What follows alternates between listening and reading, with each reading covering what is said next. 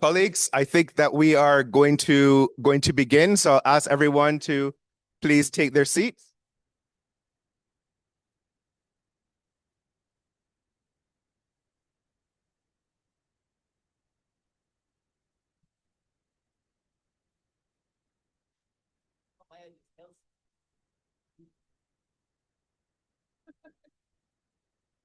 Excellencies, colleagues, I think we're ready to begin. I would like to give a very, very warm welcome to this high-level platform for LDC Partnerships, convened as part of the EIF Global Forum, Accelerating Impact on the Road to EIF Phase 3. Now, I understand that yesterday was incredibly engaging, incredibly inspiring, and I fully anticipate, with the caliber of speakers that we have this morning, the exact same experience. Now, my name is Matthew Wilson. I'm the ambassador and permanent representative of Barbados. Maybe you're wondering why Barbados is moderating this, because it's really important that as a small island developing state, you LDCs know that we stand shoulder to shoulder with you, support your aspirations, and importantly, support the work of the EIF. Now, like I said, we have a very packed agenda for just maybe 2.5 hours. I know you'll be focused, yet impactful, judicious, yet passionate. Because this is a very passionate subject that we are discussing. It's a time of decreasing ODA, but increasing needs. The OECD, for example, projected a 9 to 17% annual drop in ODA in 2025, on top of the 9% decline in 2024, and with an expectation that ODA will fall back to 2020 levels in 2027. But we know that the world of trade has become even more complex, including with external influences like the climate crisis affecting productive capacities. LDCs still need support, whether through aid for trade, leveraging ODA for domestic resource mobilization or other sources of financing, institutional strengthening, access to a community of good practice, and coincidentally, this is exactly what the EIF continues to offer. And it is exactly why I have been a huge supporter of the EIF since its inception, working closely with Ratnakar and before him, Dorothy Tembo. Now, I want to thank the organizers of this event.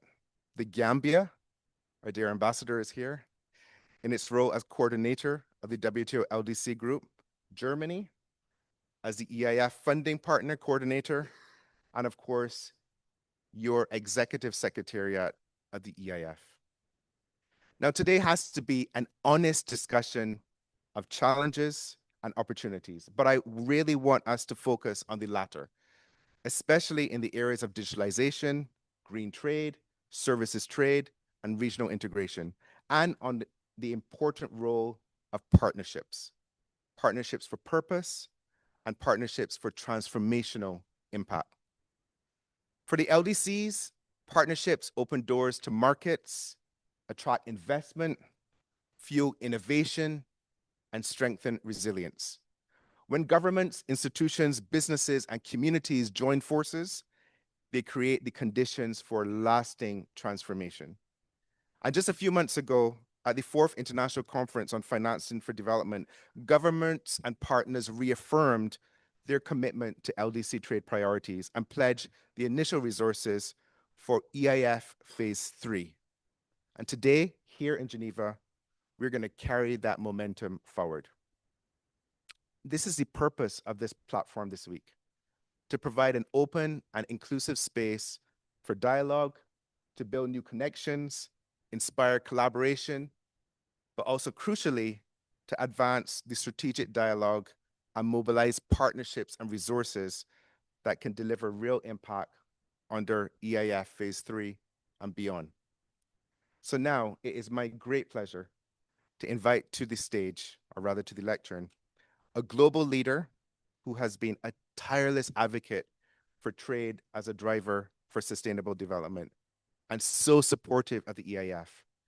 And we're lucky because today we have happy Dr. Ngozi, because yesterday we pushed through the fisheries subsidies agreement.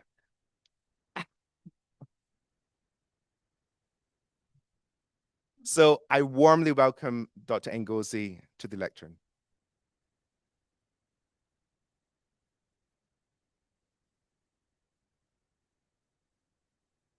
Thank you very much, Matthew. Yes, I had my birthday, Christmas, and any other type of present given to me yesterday.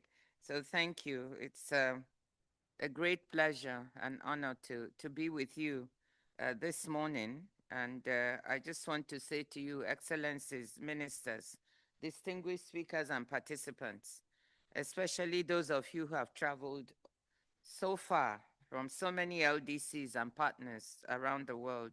Welcome and thank you. Thank you for coming. As Matthew rightly said, I'm a strong believer, and Ratnaka will tell you in LDCs and what they're trying to accomplish and the EIF, and looking at all the ways we can help better integrate LDCs into the world's trading system. They are yet to benefit in the way we would like. And so the EIF has been a platform and will be for helping them do that. I just want you to know that that is why I'm here. Not out of duty, but out of love. EIF Phase 3 comes at the right moment. It builds on more than 15 years of lessons learned on how best to support LDCs in responding to their evolving development challenges, while seeking to help them navigate the current trading environment, building both resilience and the agility to seize opportunities amid the present disruptions.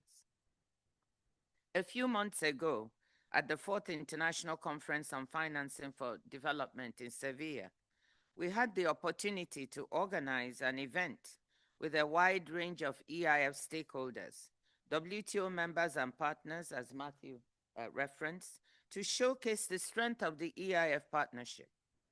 Many funding partners used that occasion to pledge support to the EIF, and I want to take this opportunity to support and thank each and every one of them.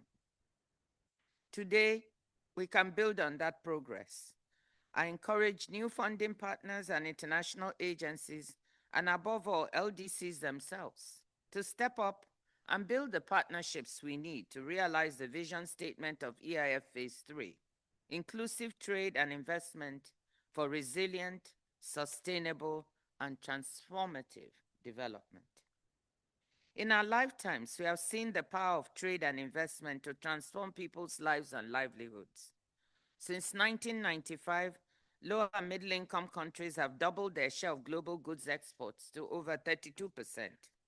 This spurred faster growth, helping lift 1.5 billion people out of extreme poverty. Yet, as we know, many people in rich and poor countries did not share adequately in these gains. Nowhere was this problem more acute than for the least developed countries. Although home to 13% of humanity, their share in global trade has remained stagnant at about 1%. Despite the strong headwinds that global trade faces today, it remains an irreplaceable driver for LDC development, with exciting opportunities in South-South trade, as well as in services trade, digital, and green trade. This is why it is vitally important to empower LDCs to overcome the obstacles that keep them on the margins of international value chains. It is why targeted support through the EIF continues to matter. Through its previous phases, the EIF has played a crucial role in supporting LDCs to increase exports, create jobs, improve product quality, and increase institutional capacity. For instance, its work has led to over $1 billion in exports generated by LDCs, facilitated through EIF support. Over 170,000 women connected to value chain development and trade opportunities. In fact, women constitute 61% of total EIF beneficiaries. Another key legacy has been $2 billion in financing leverage from donors, the private sector, and LDC governments themselves to scale up project interventions and implement trade priorities identified in national policy documents. Behind each number are people's lives. Let me share one example.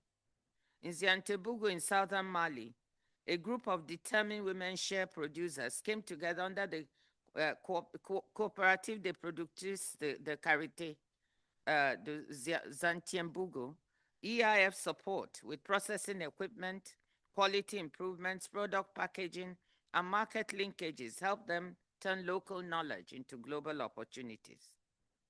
Since 2019, the cooperative has produced 3,400 tons of shea nuts and processed 1,100 tons of shea butter, exporting 420 tons of this to international markets and generating over $2 million in revenue from shea butter alone. For these women, trade has meant higher incomes, better jobs, greater economic and social empowerment, and increased resilience to local and other shocks. The cooperative demonstrates how inclusive trade uplifts communities, especially when women lead the way. As we look ahead, it's undeniable that the context for official ODA has shifted dramatically, as we heard earlier. Against this backdrop, it's more important than ever to ensure that what support is provided plays a catalytic role at drawing in private investment and spurring sustained economic activity. While the EIF remains a time-tested framework for mobilizing and leveraging resources primarily from traditional sources, it must now go above and beyond. The real test lies in how effectively the EIF can bring in contributions from more South-South donors, crowd in private and blended investment, and leverage resources from new innovative finance sources like impact investors. I'm hopeful that the renewed and reformed EIF will continue to help people in LDCs overcome obstacles and harness trade to improve their lives and lift up their communities. Let me reiterate my appreciation for the dedication and contribution of the LDCs themselves, very proud of what they're doing, EIF funding partners, and EIF partner agencies. As we embark on EIF Phase 3, I'm also excited about prospects for this new phase, which promise to help the world's most vulnerable countries seize the opportunities amid today's turbulence to use trade to drive competitiveness, growth, and resilience. And finally, let me invite all WTO members and partners to join us at the formal high-level launch and pledging event for EIF Phase 3 during the 14th WTO Ministerial Conference in Cameroon in March. Let me end by saying there's a lot of doom and gloom and pessimism going on in the world right now. In the midst of all this, we've forgotten the good things that are actually happening. And your presence here, EIF countries and donor partners and supporters, is a bright spot. It is a multilateral spot. It is evidence that working together is what the world needs, not working alone. So when I leave here, as with the fish yesterday, I'm full of hope when I see all of you. And I'm full of hope about the things we're going to deliver for the EIF. So have a very wonderful 2.5 or 3 hours. I have to go to another event. You know, this is Public Forum Week, so I'm running from one to the other. And I'm so sorry, but I will try to catch up with the things you've said later on in the day. Thank you so much.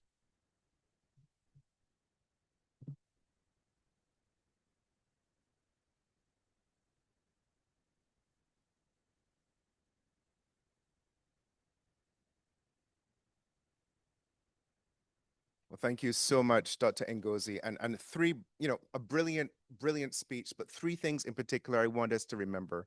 One, that behind the numbers are people. And in this room, you LDCs represent 1.2 billion people. And we have to remember that. The second, positivity. That actually what we're generating in this room today is the power of partnership. And third, to funders, start talking to your finance ministries and come in March with some open wallets and pocketbooks to support EIF Phase 3. So now it is my distinct pleasure to welcome His Excellency Dr. Manothong Vonze, the Deputy Minister of Lao PDR, a country I had the great pleasure of visiting just a few months ago. Beautiful, beautiful country. And we're really interested to hear your vision of how the LDCs can harness trade and investment for sustainable development and how this phase 3 of the EIF can really support those ambitions, especially in the context of your impending graduation from the LDC category next year. So, Deputy Minister, I invite you to the lectern.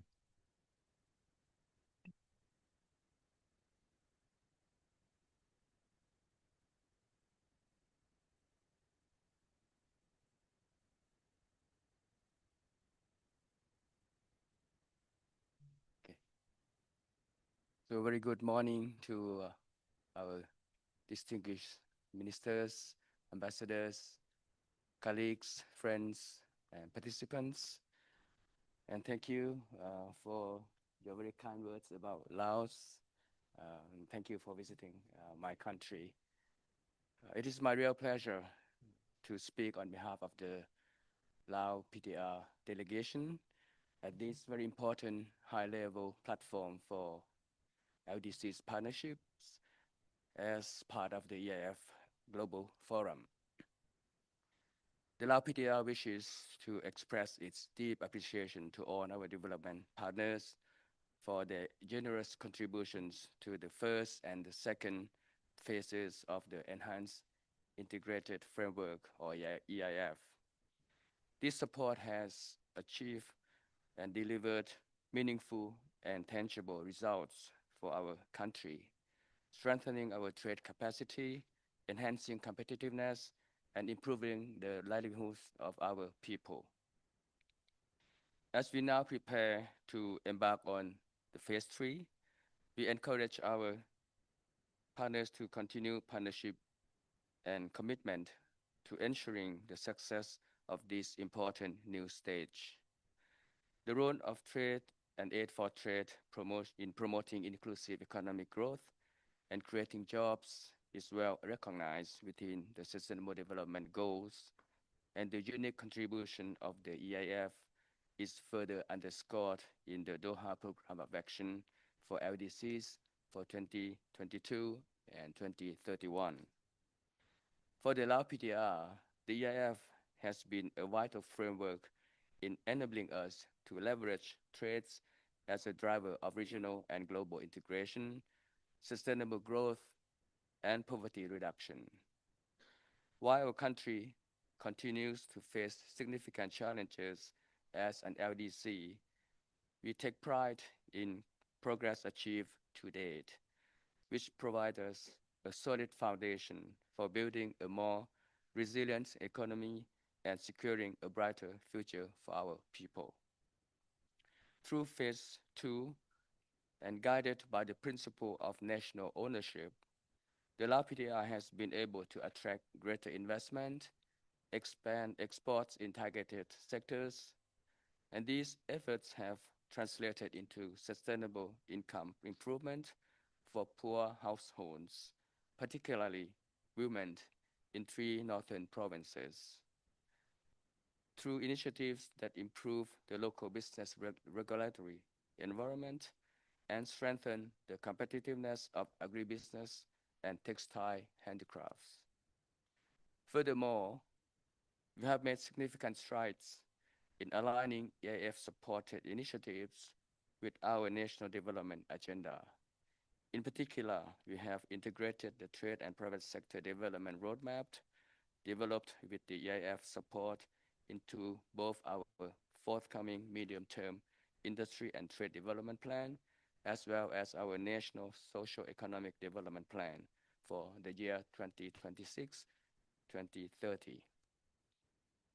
This integration ensures coherence between trade-related initiatives and our broader national development priorities.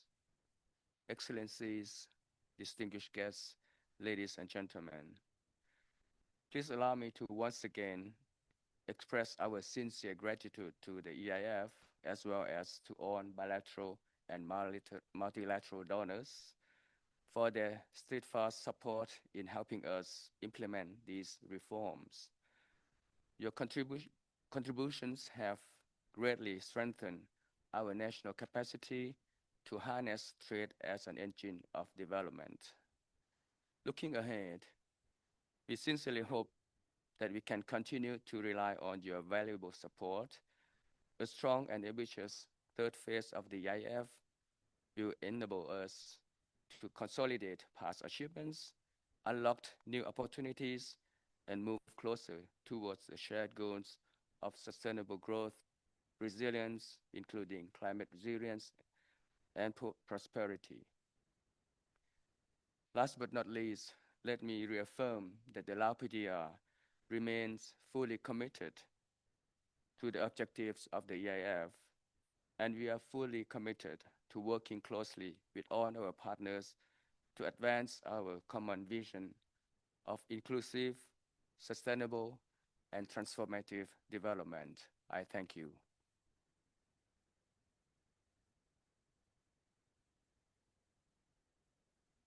Thank you so much, Deputy Minister.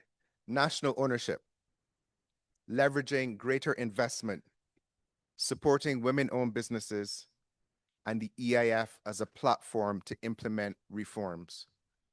I couldn't think of a better success story than that. So now it's my great pleasure to invite Ms. Helga Zeitler, the Director for UN, EU, and Trade at the German Federal Ministry for Economic Cooperation and Development, and the EIF Funding Partner Coordinator. Thank you so much for coordinating this important event along with the Gambia.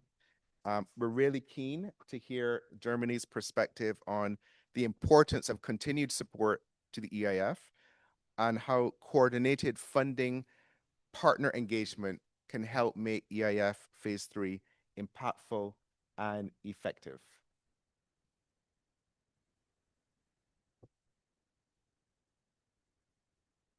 Good morning, Excellencies, dear colleagues. It's a real pleasure to be with you today. And I also wish to convey best wishes and greetings from the new Minister of Economic Cooperation and Development of the new German government, Reem Alabali Radovan. It's a really important occasion today, and we would really like to use this occasion to highlight the unique value of the EIF. It's a partnership for and with the LDCs. And DG Ngozi already referred to the event in Sevilla that we had also the pleasure of attending. We saw this really strong reaffirmation of the goal to increase LDC share in world trade and initial pledges of around 15 million for EIF Phase 3. So that was a very encouraging start, and our congratulations for all those who were involved in this very successful event. For the new German government, economic cooperation for global prosperity, for sustainability, and our shared multilateral responsibilities remain really top priorities. We have been a committed partner to the EIF from the beginning, and we remain steadfast in our support. We are still in budget processes, but we are very committed to continuing the support. I cannot be more concrete today because of ongoing procedures, but we are definitely committed to continuing with supporting the EIF because we believe in its unique value. The successes of the EIF so far have rested and will continue to rest on the leadership and the ownership of the LDCs, who represent, as we were reminded, 1.2 billion people. And that is really what makes the EIF so special. Yet we see a lot of commitment already, but we still need more countries to recommit to aid for trade in today's challenging context. And the EIF's track record speaks for itself. From opening new market opportunities to boosting exports, mobilizing significant co-financing, the EIF is a catalyst for investment and growth. And again, it's based on ownership and leadership by the LDCs directly. Phase 3 will represent a true paradigm shift from individual project funding more towards a focus on catalytic and pilot effects. It will have a stronger anchoring at the WTO and a new government structure to guide the collective efforts. The reforms will show the ability of the EIF to adapt to global realities, and they have been mentioned, from addressing climate challenges to tackling and enhancing opportunities in green and digital trade and services, and for regional integration. At a difficult time when ODAs are shrinking everywhere, this makes it all the more important to tap into new funding opportunities by leveraging resources, by engaging the private sector, and by exploring innovative forms of catalytic finance. There is money out there. We just have to find out how to get access to it. And we surely have experts for this. And with the new partnership structure, we will have partner agencies for the EIF that are supporting and finding these new and innovative forms of financing. We are proud to take on the role of a funding partner coordinator in the next phase. And we wish to thank the UK for the excellent leadership in this regard so far. And we would also like to thank once again the members of the former EIF task force, the EIF Secretariat, the Trust Fund, the NIUs in the allies and in the LDCs and the partner agencies. So let's all work together, governments, development banks, private sector and civil society, to mobilize broad financial and political support. Today is, after Sevilla, the second, but certainly not the last of the milestones on the road to EIF Phase 3, and we are very happy to be a part of this journey with you all together. Thank you.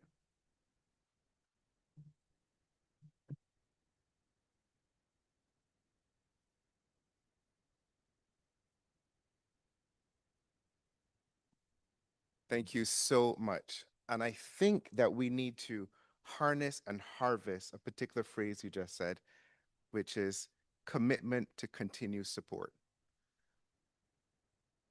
I'm not saying that we're going to hold you to that, but we're going to hold you to that. I also love the fact that you mentioned the recommitment to aid for trade, which is something that a few of us here in WTO, Barbados and Australia in particular, are working on for MC14 to have this recommitment. And then, of course, something that we really need to pay closer attention to moving forward is the catalytic role of the EIF in delivering growth and investment. And the problem is not necessarily liquidity. The money is out there. It's just we need to figure out how to get it effectively. So now we're going to move on to a series of really, really equally important interventions on different areas that I think are going to, in a way, chart the next path for Phase 3 moving forward. And I'm really, really happy to introduce Mr. Johan Vermoof, the founder and managing director of Vermoof Asset Management. This is exciting because you are a new kind of partner for the EIF.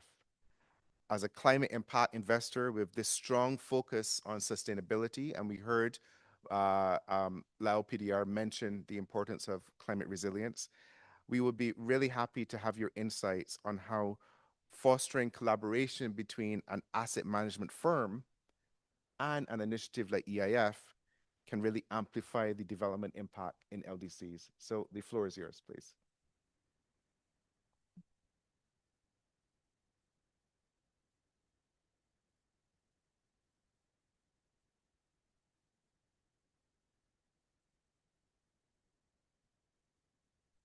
Now? Yeah. Thank you. Okay, it's an honor to be with you. Thank you very much. I had my suit cleaned, so I lost my UN SDG pin, which Desmond Tutu had given to me. I was very lucky to get a diploma from him at university, because my university was the first university to divest from companies doing business with apartheid South Africa. And he said, dear graduates, it was your decision, your economic decision, to withdraw money from all these 70% of companies in the index that freed Nelson Mandela. 20 years later, I asked him whether he would be the representative of a new movement we built, which is the global divest, invest movement, to divest out of fossil fuels into climate solutions. And he said, yes, climate change is the human rights issue of our time. I'm very happy to be your spokesperson. He's no longer with us, but he, of course, inspires me to be here. And inspired by him and the force Nelson Mandela and he brought to this world, I can assure you, as an avid fan of the Star Wars, I have to admit, I no longer have to wish you and myself and us, may the force be with us. In fact, the force is with us. The market forces are with us. Look at the interest rate Germany pays versus the interest rate the US pays, half as much. The market force is behind rule of law, fair trade, democracy, renewable energies. When I was lucky in life a bit earlier, I made some money at Deutsche Bank, and a Nobel Prize winner said to me, you know, physics, you know, mathematics, you know, economics, you know, finance, what do you want to do in life? Bring a Burger King to Moscow, or look at the 2 billion people who don't have money or don't have access to clean energy, to clean water, to light, to information, to educate their children, to lift themselves out of poverty. And this Nobel Prize winner, Alexander Prokhorov, said, let's try it. Let's make renewables cheaper than ever before. I come to you from Berlin. Germany has brought horror to the world in 1871, 1914, 1939. But in this century, Germany has brought to the world the EEG, the energy feed-in tariff system, which have made renewables so cheap today that I can assure you the force is with us. We are building a world where, never mind where you will be born tomorrow, you have a fair chance to achieve, as Ludwig Erhard called, abundance for all. Anywhere in the world where you will be born the next decade, you will be able to have decentralized renewable energies at prices competitive to anywhere in the world. In fact, what are today hot, unfriendly places may become very attractive places for industrial production going forward. So I'm very optimistic. And just as Mr. Trump announced that he wants to rebuild coal power plants at his last presidency, and he now says, drill, baby, drill, guess what? Nobody built a coal power plant and nobody's going to drill a lot because it simply makes no more economic sense. Now, when I first heard about the EIF, I have to agree with the new coordinator that it was a confusing acronym. I recommend to change it because there's many EIFs around. But having learned about the EIF, I'm very, very excited. I started my career in debt capital markets, and leverage is very common to me. I know there are 40 trillion euros committed today to divest from fossil fuels and invest in climate solutions. That's 40% of global GDP. It's a huge amount of money. But the money is not flowing, as you know. The climate finance gap is something like 4 trillion euros a year. So if you want to create this world, which we can create, we need exactly what the EIF is providing. We need the first person to take the risk, the first entity to take the risk. Take the 2,500 coal power plants on Earth, emitting a quarter of global emissions. It is now possible, as the study switchcoal.org has shown, to replace 95% of them profitably with wind, solar, battery systems. But what is needed is a first study of about 500,000 for each plant. And then you mentioned another point of leverage. I call it FOAC, first of a kind factory or first of a kind project. Once you've done the first of a kind project, once you've shown you can take plastic waste with a Swedish technology called Plagazi and turn it into green hydrogen at a cost of 1/3 of green hydrogen today, at a cost competitive to gray hydrogen, once that first of a kind factory is built, it can be scaled globally. And therefore, the idea of the EIF to be the seed investor, to be the first to give a grant, to study a problem, resolve it, is extremely valuable because venture investors, private equity investor, infrastructure investors, real asset investors will follow once the first risk is taken. And the beauty is, as you know, I don't know if you say this about the Germans, about the English or the Americans, but I'll apply it to the Germans. Easy to make jokes about ourselves. Someone said the Germans can always be relied on to do the right thing after having tried everything else first. You have the great advantage of not having to make the mistakes we made. You don't need coppered cables. As you may know, in Berlin Mitte, we have internet speed 1/4 the speed of Bulgaria at 4 times the speed because our minister of company in the 80s decided to cover Germany with copper cables. Okay, you don't have to do that. You jump right to Wi-Fi. You may not even need power cables. We're now investing in a company that has wireless transmission of power, as Nikola Tesla invented or thought of many years ago. So leapfrog potential is amazing, and I look forward to working with countries like yourselves and the EIF to create a world of abundance, which is now at our fingertips. The market force is with us. As Gandhi said, first they ignore you, first they laugh at you, ignore you, they laugh at you, they fight you, then we win. We are certainly seeing a major battle. We're seeing fossil fuels funding fascist regimes or extreme right forces, because democracy and transparency is pushing for renewables. This is just the last few struggles. We're moving to a fair world, and I look forward to it. So, in this wonderful new world, rest assured, the force is with us. Thank you, and have a great conference.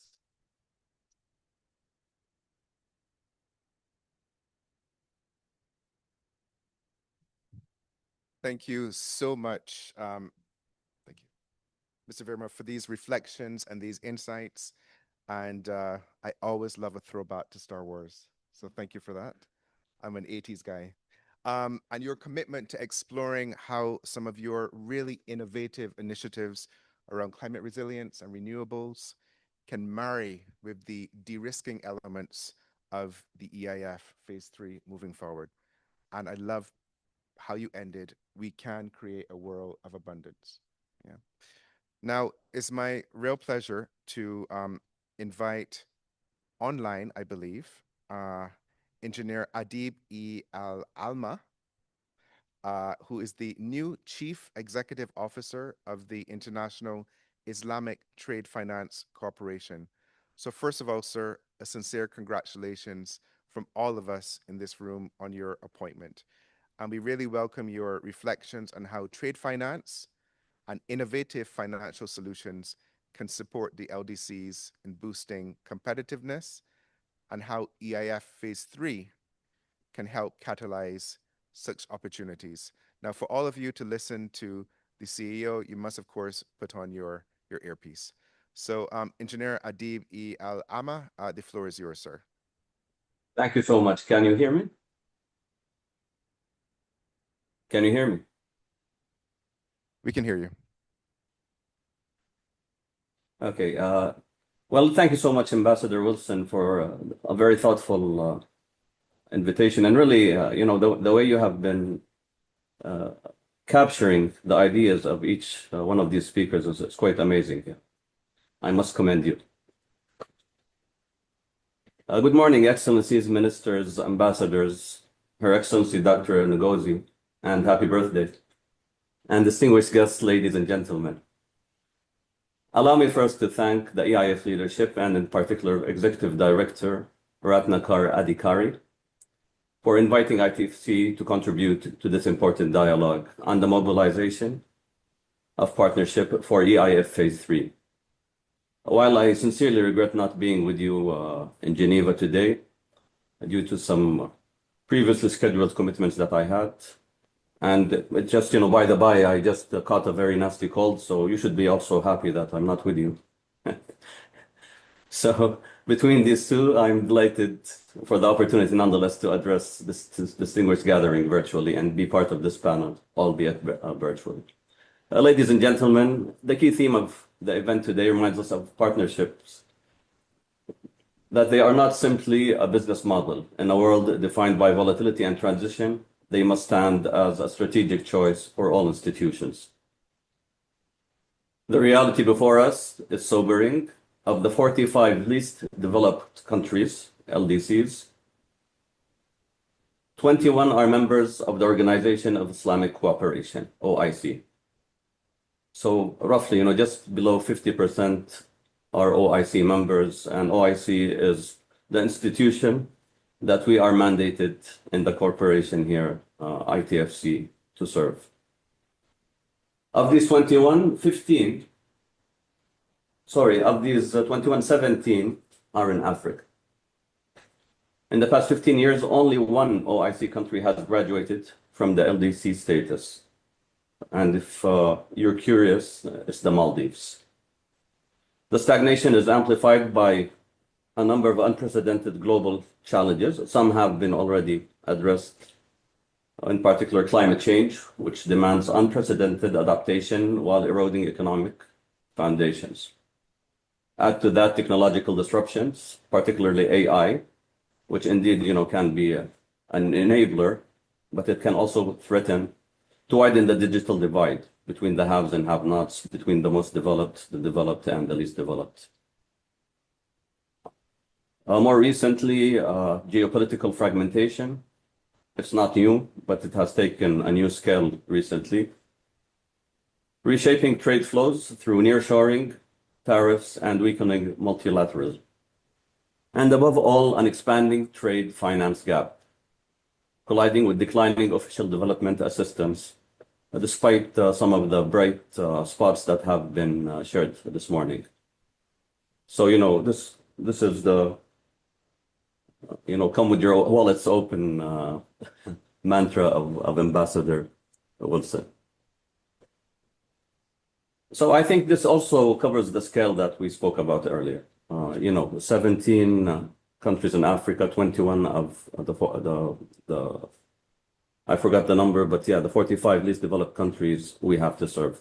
It's a perfect storm where greater financing needs are faced with diminishing traditional resources. However, the emergence of new multilateral development banks is a factor that is altering the development financial landscape, and we hope may contribute meaningfully to the efforts aiming at reducing the financial gap.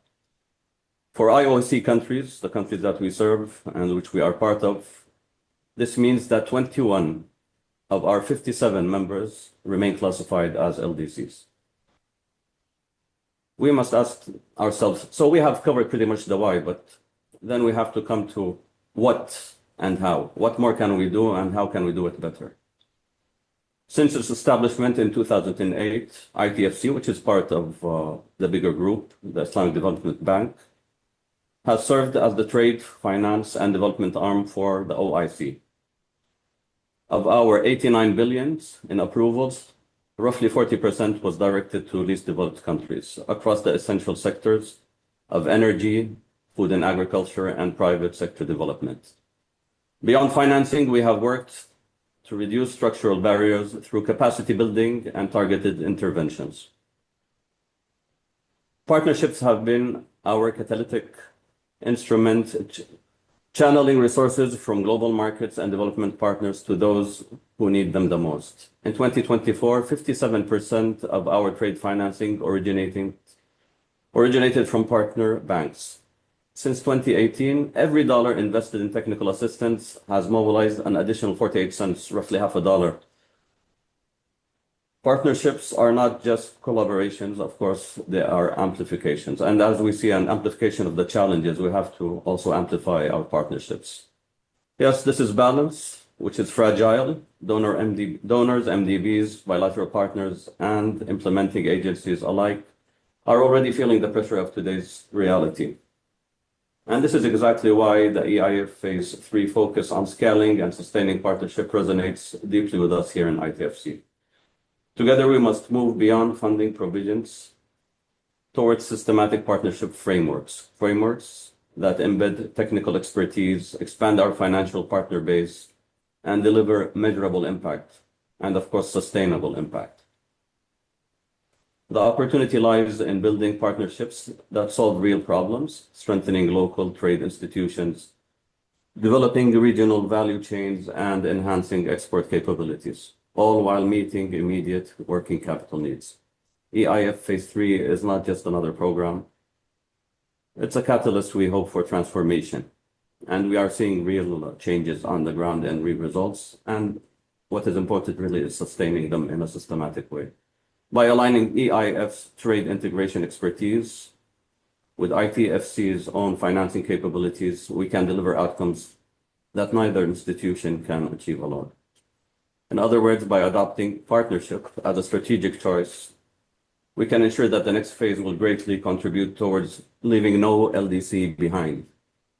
We really hope that the example of Maldives is going to be multiplied, and we will see many of the LDCs around the world, hopefully one day all of them, graduate from the LDC status. And definitely, I'm talking about our members, but also members outside the OIC. Thank you very much.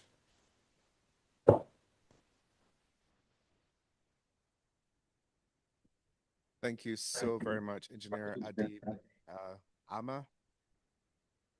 The need to better use trade finance to fill some of the ODA market gaps. I think is so incredibly important to recognize that, especially since a lot of this financing will actually go to support the MSME ecosystem in LDCs. And we know that one of the greatest barriers to MSME growth is actually access to finance and access to trade finance. And you've really reminded us that the ITFC is a real player in supporting LDCs. 40% of your financing going to LDCs. And when you say that $1 mobilizes an additional half a dollar, that is incredibly smart investment. I wish UBS would give me some returns like that. And then, of course, when you say partnerships or amplifications, I think that's something that we need to remember here in this room. And finally, I really wish you well. And thank you so much for being here with us. Now, Thank you it's a so real much. pleasure for me to invite Ms. Paz Velasco Velazquez, who is head of the Trade, Investment, Climate, Entrepreneurship, and Value Chains Unit of the Directorate General for International Partnerships in the European Commission, and a new friend because she tells me she's a fan of Barbados. And that's one way to make me a friend. So we're very interested to hear you share the EU's perspectives on how EIF Phase 3 can support the LDCs in strengthening trade capacity and resilience in line with the EU's broader commitment to inclusive and sustainable development. The floor is yours.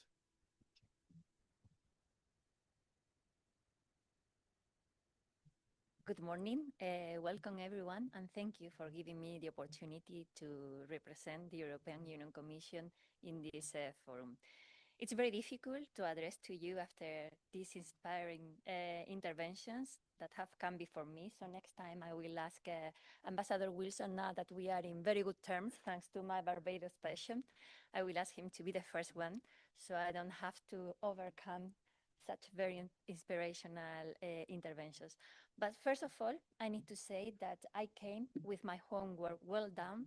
I have already talked to the financiers, to the financial services of the European Commission, and I come here today to announce the EU contribution with 5 million euros to the third phase of the Enhanced Integrated Framework.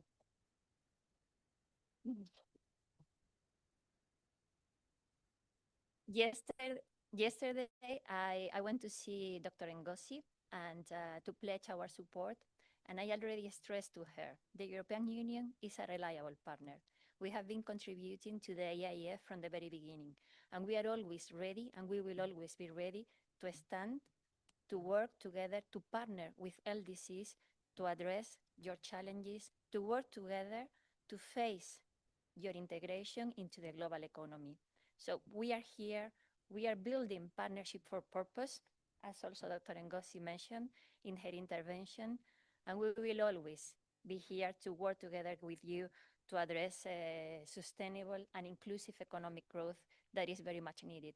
Because again, as Dr. Ngozi mentioned during her intervention, behind the numbers, there is people, and we worry about people. That is why the European Union is building a stronger and stronger partnership, and our commitment to ODA is not decreasing, it's standing as high as always, and we will always be standing as high as always, supporting sustainable and inclusive economic growth.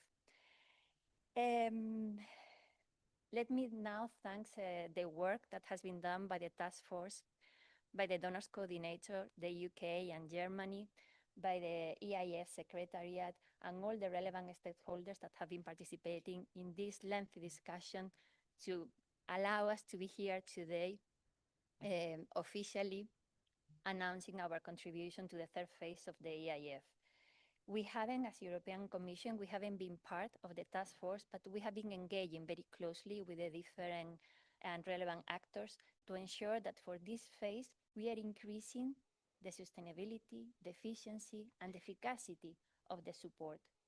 Because even if ODA for us is not decreasing, we have to face the international scenario.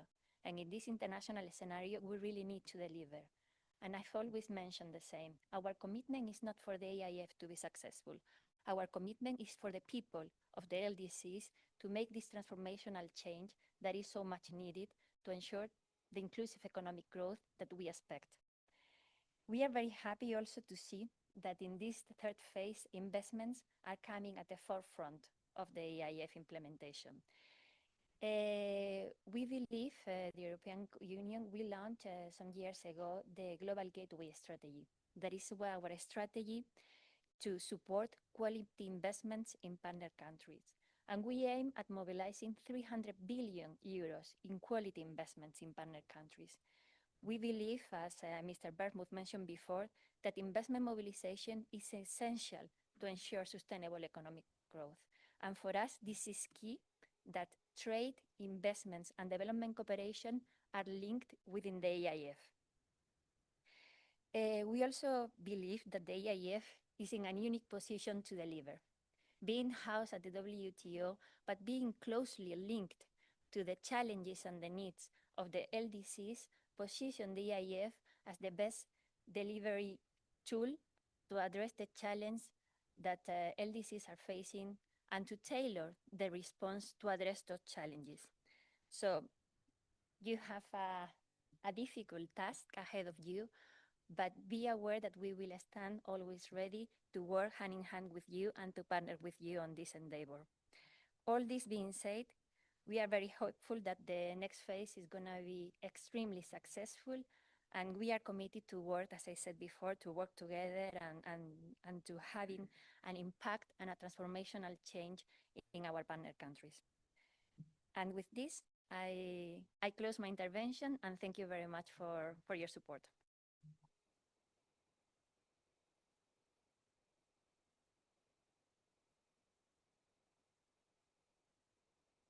Wow. Imagine if every intervention started with a pledge of 5 million euros. Wow. So, frankly, no pressure. I don't know who said that, but there is pressure. But you've also set out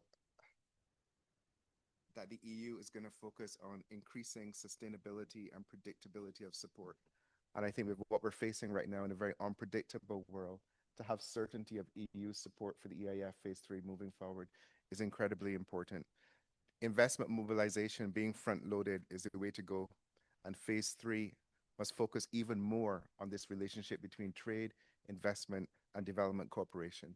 So thank you so much for that, and I think that you deserve another special round of applause for 5 million euros, please.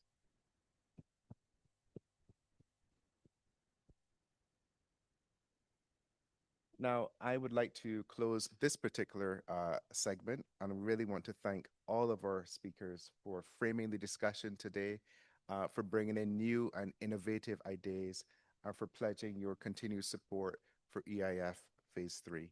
And of course, reminding us of what is at stake with the LDCs, and we have to remember the people behind the numbers. So thank you so much to this wonderful panel. And now I believe we're going to turn to the Executive Secretary himself, who is going to give us a sense of what the EIF has achieved, looking back, but even more importantly, looking ahead to what comes next in EIF Phase 3. And we know that over the past 15 years, EIF has delivered tangible results, opening markets, strengthening institutions, moving into new areas like women's economic empowerment and climate issues. So the legacy is important, but even more so is the vision for the future. So I believe to capture this journey, the team has developed a very short piece of animation highlighting EIF's achievements to date and the vision for Phase 3. And then we're going to turn over to Ratnakar.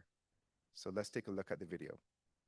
EIF Phase 3, a bold new vision for sustainable trade and development in the LDCs. The Enhanced Integrated Framework, or EIF, is a unique global initiative for the least developed countries that is driven by the principles of country ownership, leaving no one behind, partnership, and delivering enduring impacts. Trade and investment. Together, they can transform economies. And for the LDCs, the EIF is making that transformation real. With empowered national institutions and skilled negotiators, the EIF supports the LDCs in catalyzing trade and investment for competitive, dynamic, and equitable growth. The start of EIF Phase 3 marks the beginning of a new era for the initiative. Phase 3 reimagines what is possible through a bold vision to advance inclusive trade and investment for a resilient, sustainable, and transformative development. This renewed effort is needed now more than ever, and together with you, we can make this vision a reality. The LDCs have been especially hard hit by the poly-crisis unfolding in the recent past. In spite of this, the EIF has maintained its support to these countries, and Phase 3 will build upon a strong foundation of remarkable achievements. The sustainability of national implementation units. EIF support has been crucial to operationalize and sustain these public goods within the respective trade ministries. These unique administrative bodies coordinate, implement, and leverage funding towards trade and investment initiatives in over 45 countries, supporting LDC integration into the global trading system. The EIF has played a pivotal role in helping LDCs towards WTO membership, supporting 10 countries on their accession journey, with 4 having joined. Likewise, engagement in regional trade initiatives, including targeted assistance to 33 countries to advance their participation in the African Continental Free Trade Area, is an equally significant achievement. Increasing productive capacity. The EIF has facilitated more than 300 market transactions worth an estimated $1 billion, supporting efforts to build competitive export sectors in the LDCs. Mobilizing resources for impact. The EIF has helped mobilize over $2 billion from development partners, including the private sector, strengthening the reach and sustainability of progress achieved by the LDCs, and so much more. All of these achievements were possible through the strong commitment of the LDCs, the generous contributions from EIF funding partners, and the unwavering support of partner agencies. Closely aligned with the Sustainable Development Goals and the Doha Programme of Action, Phase 3 aims to be even more catalytic, innovative, and transformative. The next phase will focus on 2 overarching areas. 1. Strengthened trade and investment institutional environment. Phase 3 will redouble efforts to create more transparent, predictable, and coordinated policy environments. It will build LDC's technical and human capacities and skills to effectively implement their trade and investment policy and regulatory frameworks. 2. LDC trade competitiveness catalyzed and market opportunities expanded. Piloting catalytic and innovative projects that drive productive capacity and connect local firms to global value chains and markets will be at the core of Phase 3. The work will be underpinned by a strong leveraging dimension to successfully attract new investments from governments, development partners, and innovative financing instruments, as well as private sector and partner engagement as the engine of trade and investment. To make this vision a reality, the EIF aims to mobilize at least $200 million, including through new financing partnerships. As we embark on this new journey, we extend an open call to established and new potential EIF funding partners. Join us on this mission to empower the LDCs.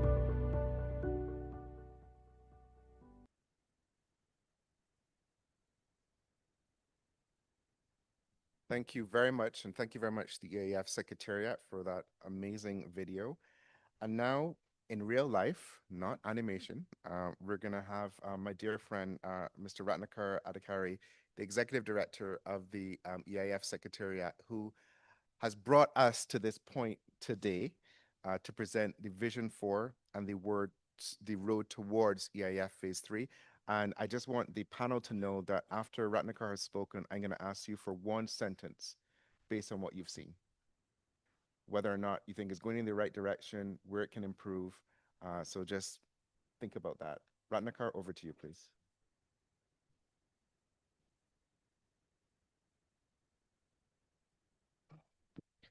Thank you, Ambassador Wilson. Good morning, Excellencies, dear friends from LDCs, our partner institutions and funding partners who are here this morning to cheer us up as we move into the next phase of the program. And you've seen this.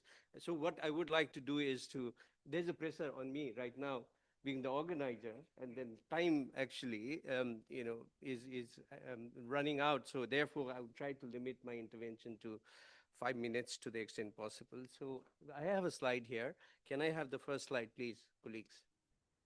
So what we are trying to do is, I'm presenting the overview of the Phase 3, and some of you have already seen it, so bear with me for 5 minutes. So first, the context and rationale, look at the anchoring and the timeline first and foremost. It is anchored in the Doha Program of Action and SDG, as it was mentioned in the animation as well. And it will run from next month, literally starting next month, from October 2025 to December 2031. And that's the kind of 6 years and a quarter period that we have to deliver results. And then target is to support 44 LDCs and 2 recently graduated countries. What we've done is to learn from lessons that we've gathered together from the previous phases, and these are very, very important. They have been highlighted here. But what is even more important is that we are actually focusing on adaptability and crisis response and resilience building, inclusivity, and sustainability of national arrangements. The second slide, please, which is about the key shifts in approach to the EI phase 3. There will be a new strategic framework, the new theory of change and log frame, which has been prepared and which will be presented to the board in November. We'll have a new governance structure, and which is already functioning in a way in the form of executive operational board, but we need to have another structure for broader engagement of partners, which we'll put in place, hopefully. The third element is the new programming modalities. We'll now focus on country programming and regional thematic approaches rather than the piecemeal approach that we followed in the past. And there will be a strengthened monitoring and evaluation and learning framework that will be put in place, and a strong focus on mobilizing resources and building innovative partnerships, such as the ones that we have already built. And you've heard this morning from some of our future partners and existing partners as well. And new funding facilities with a strong focus on leveraging and enhanced value for money framework. So these are the key shifts that we put in place. Then the third slide talks about vision, mission, and goal. If you look at the vision, it's inclusive trade and investment for resilient, sustainable, and transformative development. Some of the keywords that have been introduced here, because it was important. Resilience is one, and then investment is another. We are not only focusing on investment, but we want to promote trade, but also want to promote investment from various partners, including the private sector, in order to help LDCs to take advantage of trade opportunities. And mission is empowering the LDCs to lead their sustainable economic transformation by harnessing their trade and investment potential. And the goal is to foster competitive, diversified, inclusive, and resilient LDCs economies that are integrated into the global trade and investment systems. So after that, I would like to now focus on programming modalities, which is the fourth slide, which is basically we will be providing support to all the LDCs. We can provide support up to 3.5 million, but that support would be modulated in the sense that if we don't have enough resources, we might not be able to provide that much support. But then we want LDCs to understand that the support will be provided for a period of 5 years, so that sustainable results can be delivered and then impact can be generated. Then it will be serving as the foundation for accessing the EIF support. Not only the EIF support, but also support from other development partners and private sector and impact investors and other sources of finance. And there will be regional and thematic project. The only difference in the regional and thematic project is that it has to be a combination. 3 or 5 countries need to come together. But the other important aspect is that for the regional project, we will be working with partners, and we want partners to contribute half the resources. There should be 1:1 leveraging from partners. Then we move to the next one, which is the resource mobilization strategy and value for money. So basically, our target, as was mentioned in the animation, is 200 million, and we want to leverage 10x during the period of the program, for which, there's a track record. In the interim facility period, we are able to mobilize almost 17x in terms of the resources. So leveraging, so that's important. I think building on that, we should be able to do that. So what we intend to mobilize is 60% from the traditional funding partners, 20% from non-traditional funding partners, including South-South donors, and 20% from innovative funding sources, such as the one that was mentioned earlier. And then in terms of the value for money enhancement, what we've done is that we will like to do the value for money assessment of each project document that comes to us, and we would like countries to also follow this process. There will be a dual cost classification framework, and there will be a modular staffing model, which means that basically we start with a small skeleton structure. When we mobilize more than 50 million, we increase the size of the staff, both for the ES and TFM. And then when we go beyond 100 million, then we come to the full shape of the Secretariat and the TFM. So that's something that we want to follow in terms of the modular staffing model. And digital, monitoring, evaluation, and learning system and resource mobilization strategy has been put in place, which will be submitted to the board for approval. And then there will be a strategy for co-funding that would also be put in place. So with these, I would like to stop here and thank you for your kind attention.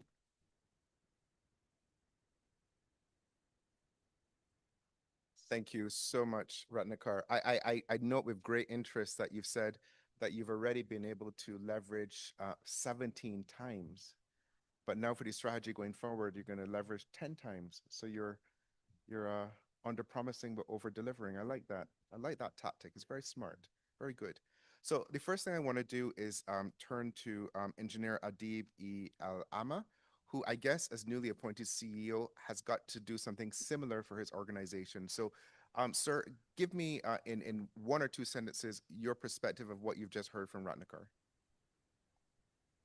Well, definitely, I think the way you framed this before we heard from Ratnakar was, are we in the right direction? Definitely, this gives me a lot of assurance that the movement is in the right direction. But you can also see, if you put this on one side, put on the other side the challenges that I and others have spoken about, including the barriers to trade, including the climate change factors, including the lack of funding, etc. You can see that although we're moving the right direction, the target is going higher and higher as we go. And I think a key thing that was identified by Ratnakar was the need for funding. And I think part of the messaging definitely to the rest of the world is that the LDC status is not, for whatever reason, the country is in LDC status. It could be any country. But it's not a problem for these countries alone. If we can really convey the message that this impacts the whole world in terms of development, in terms of trade, in terms even of disease control, etc., then we get the buy-in. If you get the buy-in, then we will see more of the closed wallets opening up. And for that, you need also, of course, to leverage. It's a very ambitious target of, I think I heard, 10 times leverage. But if you can't do the whole thing, we cannot stop at doing a lesser percent. So I don't know what I haven't seen the actual KPIs, what we're doing now. But definitely selling this story, and it's a real story, and it's a genuine story, and having people listen in parts of the more affluent parts of the world, I think is key. Sorry, I think I took more than, maybe it's 2 sentences, but they're 2 long sentences. No, thank you, but 2 valuable sentences. Now, Johan, does this pass your investment muster? Well, Thomas Mann in Germany is famous for 5-page sentences, so hold on. No. In summary, I fully am with a colleague from the Islamic Finance Institution. Of course, we're facing the perfect storm, right? We have trade barriers, we have climate change, we have lack of funding, we have currency risks, political risks, and it's very hard to invest in these developed countries. No kidding. But for me, for example, I'm flabbergasted when I look at the cost. For example, I'm very proud that we have a portfolio company that allows us to use electric car batteries to stabilize the grid and store power from wind and solar. And by doing so, you save, 3 tons of CO2 per car per year. Electric car costs 30,000 euros, a dual charging station 2,000 euros, 32,000 euros. And look at Africa, buying one steel cooker as opposed to cooking on open fire for 12 euros, not 34,000 euros. I save the 3 tons of CO2 that I save with a 34,000 euro intervention in Germany. So it's an amazing leverage if we only had what the economists of this world have been telling us since 1993, a carbon tax and dividend. My Germans love beer. If I were to offer everybody in this room free beer, how much beer would you drink, right?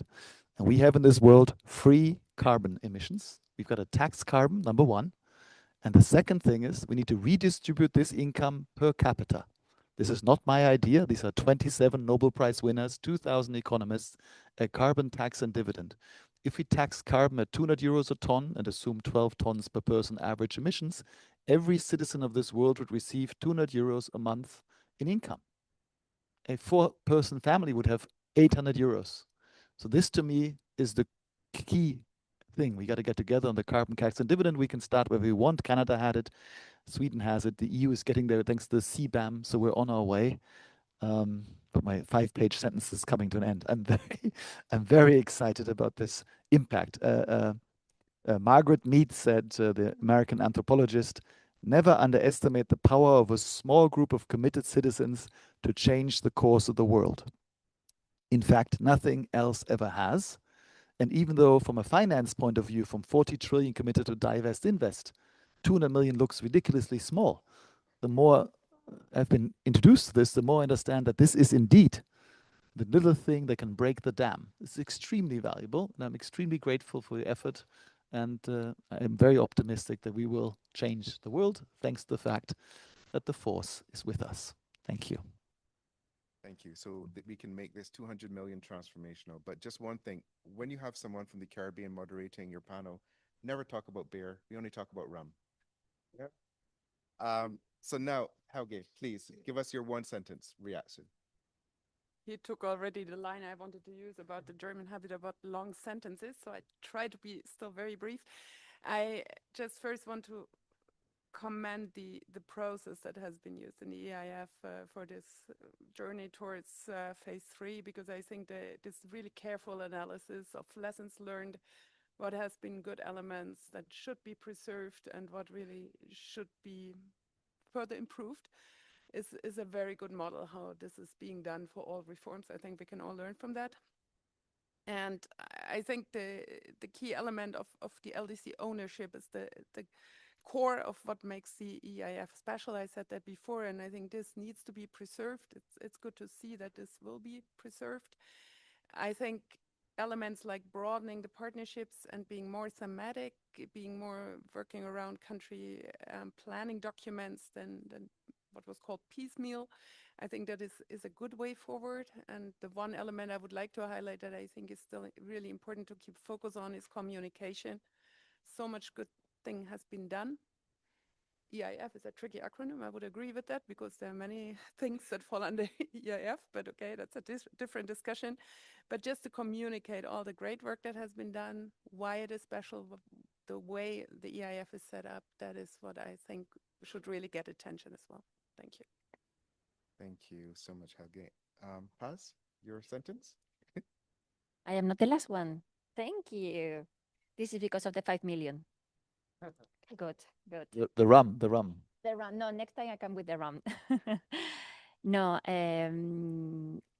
beside what already has been mentioned, and I would like to stress our thanks as an international donors community to the Executive Secretariat Task Force, to the Task Force members, and to all the LDCs for offering us also the possibility to work together and to partner together. A stronger partnership is what is needed. Stronger partnership built on your needs, so on your ownership. And finally, just stressing again the links between trade and investments. We do believe this is a way ahead. This is the way that we are taking on board within the European Union to ensure sustainable, so take into account, of course, sustainability, climate addressing challenges, inclusiveness, so looking at people, behind numbers there are people, and economic growth. So this is for us the key aspects. Thank you. So much, Paz. And now the final word to His Excellency, Deputy Minister. Thank you for letting me be the last. And first of all, I would like to express our sincere thanks to European Union on behalf of my country and on behalf of all our LDCs for your great contribution that you have just announced for 5 million euros. As for the presentation made by our Executive Secretariat Ratnaga, I am fully in line with his presentation and the plan because I like the word the use in the presentation MEL, MEL is monitoring, evaluation, and learning. I think learning is very important, that you don't go through the same mistake that you have made before, and you keep improving what you are doing and getting better. So I agree with those plan fully, and I also like the slide that have the point 3 vision, mission, and goal.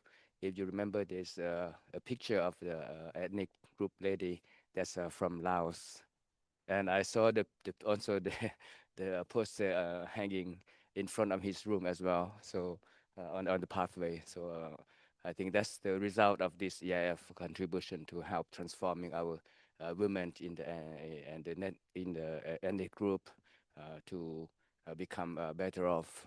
Thank you, EIF, for your contribution.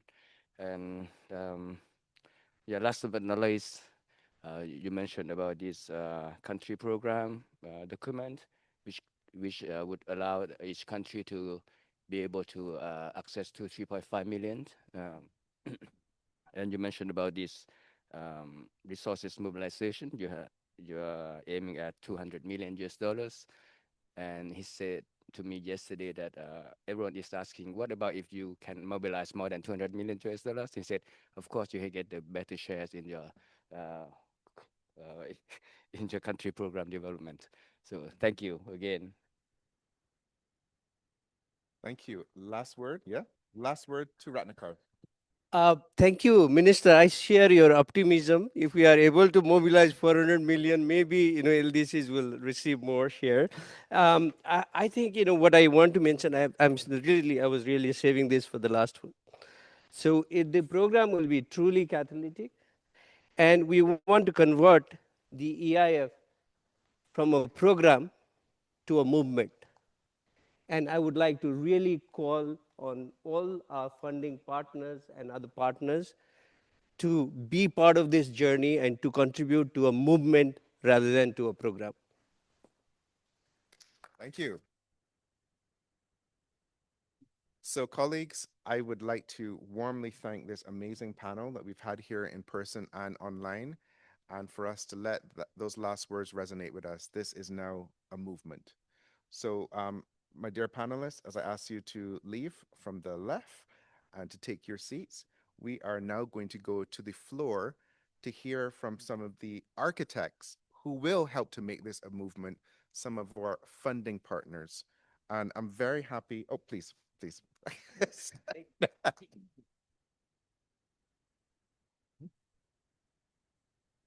They're so disciplined. We are now going to hear from my dear friend, His Excellency Mr. Erwin Bollinger, the Ambassador and Permanent Representative of Switzerland to the WTO. Erwin, the floor is yours, please. Thank you very much, moderator, dear Matthew, dear Ambassador, Excellencies, ladies and gentlemen. Switzerland is pleased to join this important high-level platform today as we are getting close to the starting point of the EIF Phase 3 in October. It was an important work for us to join the EIF task force of WTO members to work towards EIF Phase 3, and let me here also thank the EIF Executive Secretariat and Trust Fund Manager for all their efforts in operationalizing it. I would also like to convey our thanks to the Gambia and Germany, not only for chairing the task force, but also for convening this important event. And I would also like to thank all the speakers this morning for insightful presentations. Today marks an important milestone, and we are delighted to witness such a high-level participation marked by the presence of the WTO Director General, different ministers, several high-level delegates, and a very large group of LDC representatives that have traveled all the way to Geneva from the LDC capitals, representing, as we have heard, more than 1 billion people. Switzerland is committed to helping LDCs access opportunities for economic growth through trade and investment, and we strongly believe in the importance of fostering economic resilience in the most disadvantaged group of countries. In phase 3, the IF will remain a unique global partnership that empowers LDCs to use trade and investment as tools for sustainable development. By focusing on enhancing trade capabilities and access to global markets, the IF plays an important role in reducing poverty and driving progress in these countries. It is a key initiative that aligns with our shared goals of promoting broad-based and long-lasting growth through trade and investment. This kind of multilateral partnership is more important than ever in today's global context. We hope that the third phase of the AF will build on this momentum and lead to an even more catalytic, innovative, and truly transformative partnership. Today's gathering clearly represents a further step towards ensuring a successful EIF Phase 3. I thank you, moderator. Thank you very much, Ambassador. Thank you. I'm now happy to give the floor to Her Excellency Ms. Emmanuelle Ivanov-Duran, the Permanent Delegate of France to the WTO. Merci beaucoup, cher Matthew, Vos Excellences, chers collègues, mesdames et messieurs. Alors, je suis très heureuse et très honorée de prendre la parole aujourd'hui à l'occasion de cet événement de haut niveau pour lancer la phase 3 du cadre intégré renforcé. Alors, je devrais dire à l'occasion du lancement de ce mouvement. La France tient à remercier ici, à réaffirmer ici son plein soutien à la fois politique et financier à cette nouvelle phase. Nous traversons une époque marquée par une succession de crises géopolitiques, économiques, environnementales qui renforcent les tentations de repli national. Dans ce contexte, les besoins spécifiques des pays les moins avancés risquent de passer au second plan, alors même qu'ils sont les plus vulnérables aux effets de ces tensions internationales. C'est précisément pour cela que le cadre intégré renforcé est essentiel. Il nous rappelle que le développement inclusif doit rester au cœur de notre agenda commun. La France est convaincue que l'aide pour le commerce constitue un levier clé pour réduire durablement les écarts de développement. Le renforcement des capacités productives et commerciales permet aux PMA de mieux s'intégrer dans les chaînes de valeur mondiales, condition indispensable pour construire leur autonomie économique. C'est dans cet esprit que mon pays, la France, soutient les fonds multilatéraux comme le CIR ainsi que ceux de l'OMC. Nous agissons également via notre agence de développement, l'Agence française de développement, avec des programmes ciblés, notamment pour accompagner les entreprises des PMA à répondre aux exigences croissantes en matière de durabilité sociale et environnementale et afin ainsi d'éviter qu'elles ne soient exclues des marchés internationaux. Car oui, nos ambitions en matière de transition durable ne doivent pas devenir un facteur d'exclusion. Le rôle du CIR est aussi là pour faire en sorte que personne ne soit laissé de côté. Je veux souligner ici l'excellent travail qui a été mené ces dernières années par les équipes du CIR et les missions mobilisées au sein de la task force pour faire de cette phase 3 un succès et nous proposer une stratégie de long terme qui est pertinente. Il convient désormais de réunir les fonds nécessaires à la mise en œuvre de cette stratégie. Alors, je ne peux pas tellement en dire beaucoup sur notre soutien pluriannuel car nous sommes encore en phase d'arbitrage. Mais en 2025, la France a d'ores et déjà mobilisé 300 000 euros, c'est modeste, mais c'est une première contribution pour contribuer au lancement de cette troisième phase. Donc je tiens ici à remercier tous les donateurs et partenaires du CIR qui ont déjà fait part de leur engagement et j'espère vraiment sincèrement que l'événement de ce jour va permettre à d'autres membres de se mobiliser. Et donc merci à toutes et à tous.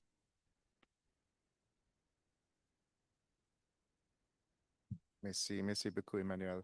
We'll now give the floor to Her Excellency Ms. Nina Thornberg, the Ambassador and PR of Sweden to the WTO. Over to you, Ambassador. Thank you very much, Ambassador Wilson. Excellencies, dear colleagues, ladies and gentlemen, Sweden is a steadfast supporter of the EIF, and we have been among the major donors since the beginning, including in the interim phase.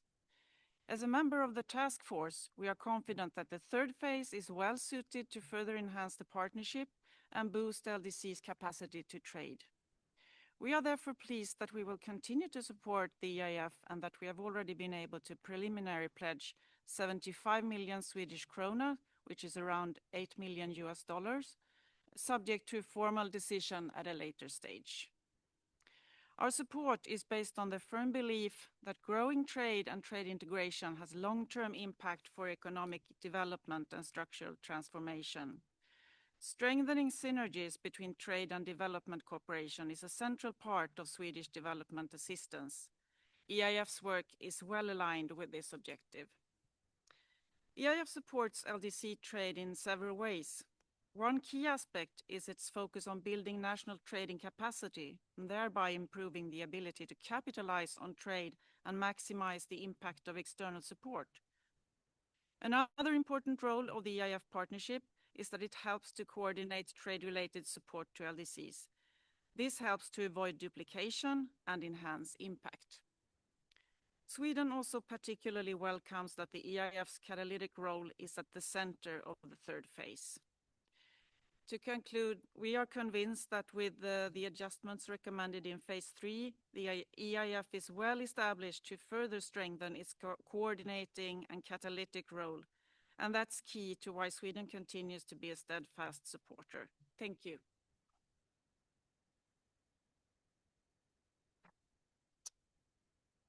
Tack, Ambassador. I'm now very happy to give the floor to Her Excellency, Ms. Rebecca Fisher-Lamb, Ambassador and DPR of the UK to the WTO. Rebecca? Thank you very much, Ambassador Wilson, and thank you for bringing your usual flair and colour to this really interesting panel. It was a really good discussion, so thank you very much. It's really wonderful to see this high level of support for the EIF.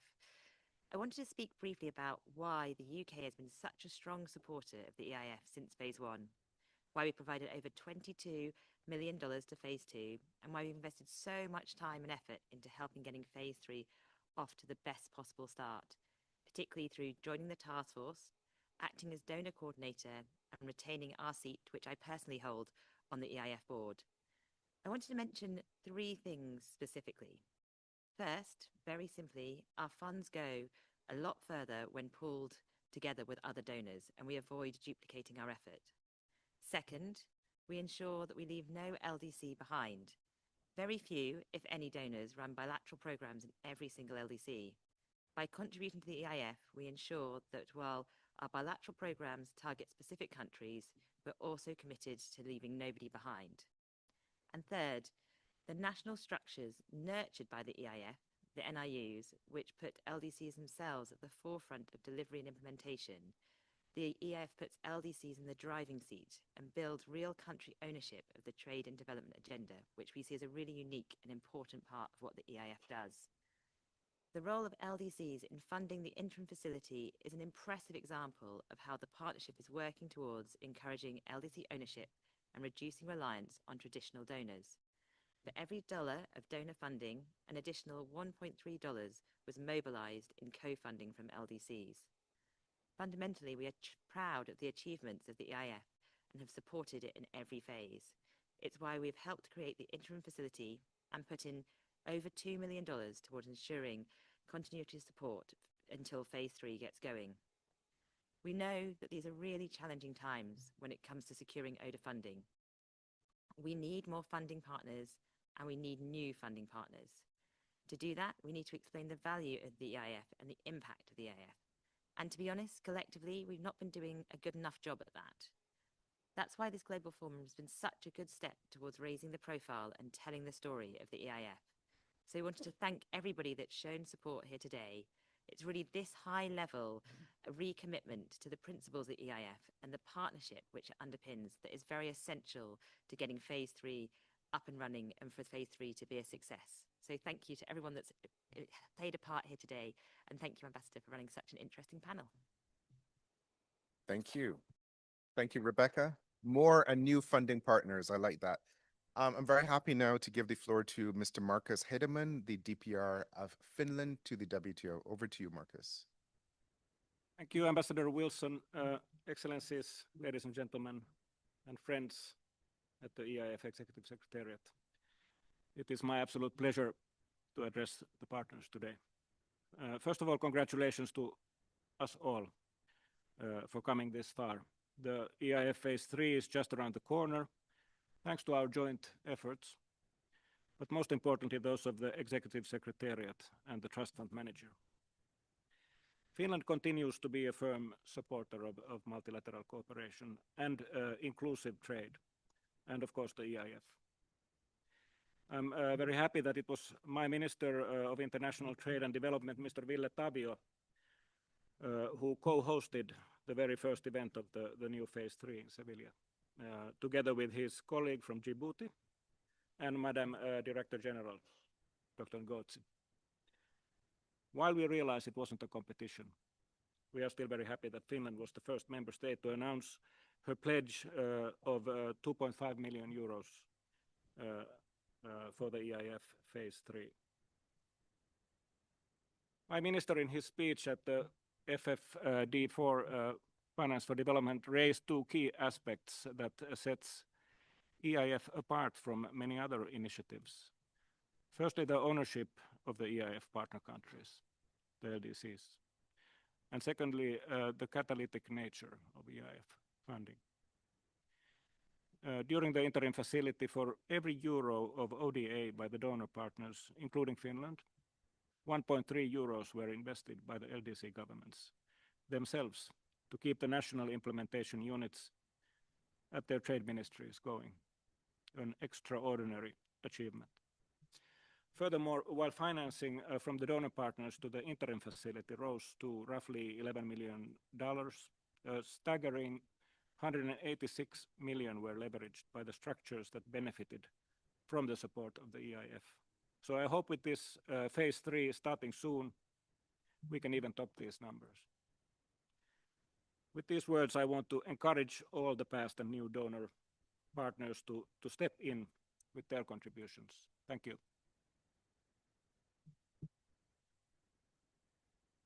Kiitos, Markus. Now I'm going to invite the representative of Denmark to say a few words. Denmark. Thank you very much, facilitator, and thank you to all for being part of this great event here today. On behalf of my ambassador, I'm happy to confirm that Denmark is committing 2.7 million euros to the EIF Phase 3. Denmark is a long-standing partner with EIF through Phase 1 and 2. We have supported EIF with more than 21 million euros. As already mentioned, EIF is one of a kind and the only multilateral program supporting LDC countries in their trade policy and access to international trade and investment. EIF has demonstrated some very promising trade-related results, as we have heard already today. The LDC government's ownership to the program is key in ensuring success. And it's very positive to see that this ownership is increasing steadily over the years. The EIF strategic priorities are well aligned with the national implementation structures and government priorities, which is essential for success. In 2024, Denmark presented its new strategy for strengthening Danish engagement with African countries, and this year we launched a strategy for our development cooperation, which are well linked to what we are discussing and have a focus on today. The majority of the LDC countries are from the African continent, and Danish strategy on engagement with Africa sets out how Denmark will promote equal partnership through a new and broader Danish engagement bilaterally, through the EU, or in multilateral forums like WTO and the EF program. Development cooperation must contribute to achieve the Sustainable Development Goals and support inclusive and sustainable economic development and higher living standards in the developing countries. EIF is an important instrument in achieving the common goals for sustainable development and promoting international trade, and especially in these challenging times. Thank you very much. Tak, thank you very much. Now I'm going to give the floor to the representative of Norway, please. Thank you, moderator, Ambassador Wilson, Excellencies, ladies and gentlemen. First, many thanks to the EIF Executive Secretariat, the Gambia and Germany, for organizing this EIF Global Forum. A very informative and fruitful couple of days, and not least this high-level platform we have had this morning. The EIF has, over the last 2 decades, helped LDC governments develop their trade infrastructure and formulate trade policies adapted to their local needs. It has given a range of successful experiences in different economic sectors, from agriculture to tourism to e-commerce. We saw many examples yesterday, with a special emphasis on building trade opportunities for women. Norway is pleased to see that Phase 3 will focus even stronger on building productive capacities in LDCs, and that we will work to expand the partnership. We thank everyone who has contributed to get Phase 3 going, especially the members who served on the task force, which worked very hard for a long period of time. In our view, going forward, 2 points are crucial. Firstly, we need more value for money through catalytic aid. With aid budgets under strain, as was mentioned this morning, we must insist on quality, results, and leverage. Every dollar must be catalytic, mobilizing larger flows of finance, forging genuine partnerships, and delivering visible, lasting impact for people in LDCs. And secondly, national ownership and leadership. Trade can only deliver sustainable development when countries themselves lead the way. So our message is clear: development partners can support, but cannot substitute the political will and accountability in LDC countries.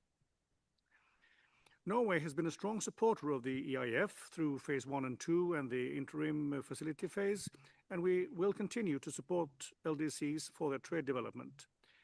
At the recent Financing for Development conference in Seville, we announced a first-year contribution from Norway of 12 million Norwegian kroner, equivalent to about $1.2 million. In addition, we will come back with a support envelope for the rest of Phase 3 in 2026. Thank you, moderator. Tap, Norway. So, colleagues, I think that I would really love one tremendous applause after what we've heard, because I think we are on our way to our 200 million. So a big clap to all of the funders. So colleagues, it's no surprise that we are running behind, and of course I'm being blamed, but I don't mind because I think we're having a great conversation. But what we're going to do now is we're going to go directly to the next panel, and I'm going to ask all of my panelists to come to the stage. But as we do that, we are going to turn immediately virtually to my fellow Caribbean, Mr. Deodat Maharaj, the Managing Director of the UN Technology Bank for the Least Developed Countries, to share his perspective on how technology and innovation can serve as catalysts for LDC trade and development, and how partnerships such as the EIF can align and reinforce these efforts. Dear friend Deodat, the floor is yours. Yeah, thank you so much, Ambassador Wilson, and Excellencies and distinguished ladies and gentlemen. A pleasant good day to you. Ambassador Wilson, I also resided in your beautiful country, so I've had my fair share of fine Bajan rum and Caribbean rum generally. So I echo the sentiments that you expressed. we at the UN Technology Bank for the least developed countries, I'm really happy to be here and to share some perspectives. We share a similar remit with the EIF, and I really value the fantastic work done by the EIF, led by Ratnaka and the team, with the support from so many stakeholders. At the UN Technology Bank for LDCs, we have a forensic focus on leveraging science and technology and innovation to really drive transformational change in the LDCs. I think we have heard, starting with Dr. Ngozi and so many other speakers, recognizing the importance of national ownership, recognizing the challenges that LDCs face, particularly at this juncture. And it's wonderful to see the pledges being made, and my best wishes for the IF exceeding the target of 200 million US dollars. Nonetheless, I think that when we look at what's happening across LDCs and what's happening with ODA across the board, I think we have to find ways to drive down costs and to deliver results with low cost, high impact solutions. And to my mind, that's why technology and innovation are such critical drivers for generating this transformational change. We know the data sets in terms of how long it takes to ship a container from an LDC compared to a non-LDC. Landlocked LDCs are even in a more precarious position whose trade costs are like double that of the remaining developing countries. But we have seen technology through like a single window clearing system in Senegal, clearing transactions and processing transactions within one business day, and that moved from 32 days to one business day. We have seen the strides that Rwanda has made in this space as well. So what we know is that technology and innovation are the allies for developing countries generally, but especially for LDCs. And therefore, to my mind, we need to have a forensic focus in looking at the sectors that could drive transformation. But what is really critical to my mind is that when we think technology generally only in terms of ICT and connectivity. That is part one of the equation. But part two of the equation is how can we do value addition, leveraging technology. Take, for example, we at the UN Technology Bank just completed our flagship technology needs assessment in Tanzania. And we looked in partnership with the International Seabed Authority at the blue economy in Tanzania. Tanzania, as you may know, is the largest producer of seaweed on the African continent. But yields per person per day has been reduced from around 20 kgs per person per day to around 10 to 12. And that's a consequence of sea level, the temperature of the seawater increasing. So we have the impact of climate change.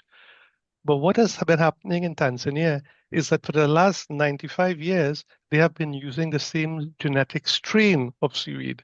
So when I think about technology, it's about working with partners to altering that genetic strain to ensure that we can have a climate resilient strain of seaweed that can generate jobs and continue to employ hundreds of thousands of people in Tanzania. So when we think about tech and innovation, it's about the connectivity, but it's also about using tech and innovation to add value to existing product lines.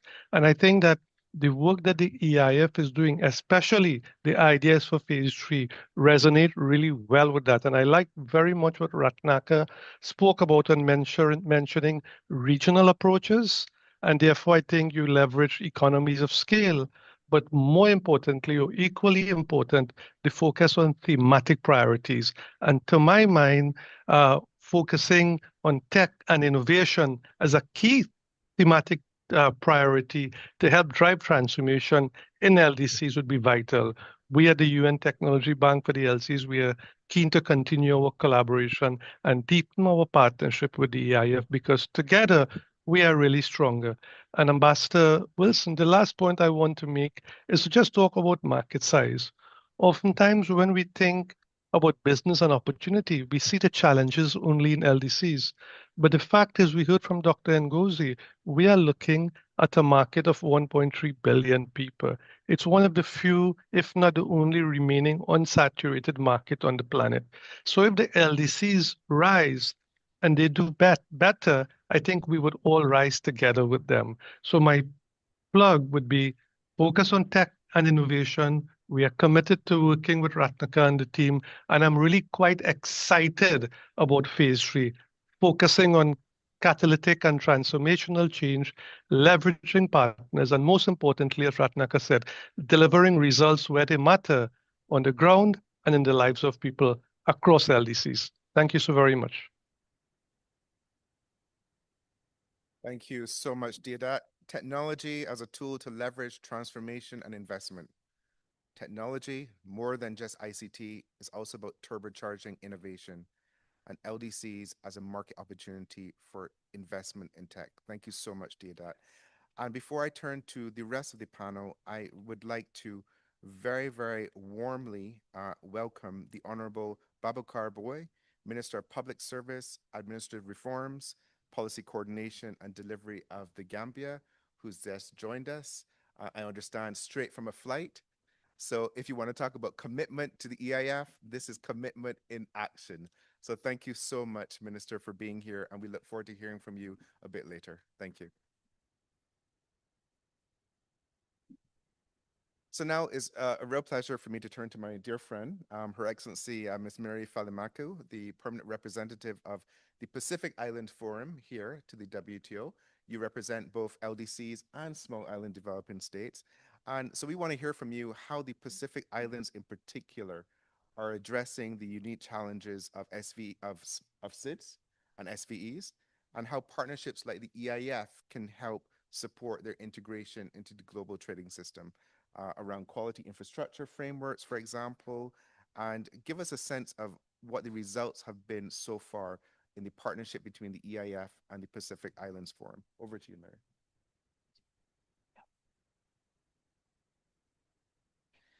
Thank you very much, Ambassador Matthew, and Honorable Minister and Excellencies. I am very delighted to be part of this panel this morning to share a little bit from the Pacific. The Pacific Islands Forum has 18 members, Australia, New Zealand, of course, but our attention focuses on supporting the trade needs of the 14 Pacific Island countries. When we started EIF1, we had 5 LDCs. 2 have since graduated, and now into EIF phase 3, we have 3 LDCs. So, some of them are in the room, and thanks to EIF for bringing them here for this session today. So we have representatives from Solomon Islands and Tuvalu, 2 of our LDCs, and Kiribati is the other LDCs. Apart from that, all of the 14 Pacific Island countries are small island states as well. And I'd like to thank Executive Secretary Dr. Ratnakar for inviting us, and also for outlining the outlook for phase 3 of the EIF, and particularly for including regional approaches in the phase 3 of the EIF project. And we believe that regional approaches also complement the support that are directly given to LDCs, particularly where projects encounter limited expertise, where we can pool resources together in terms of expertise, and also where it may be uneconomical to address only one country, given the distance to our region.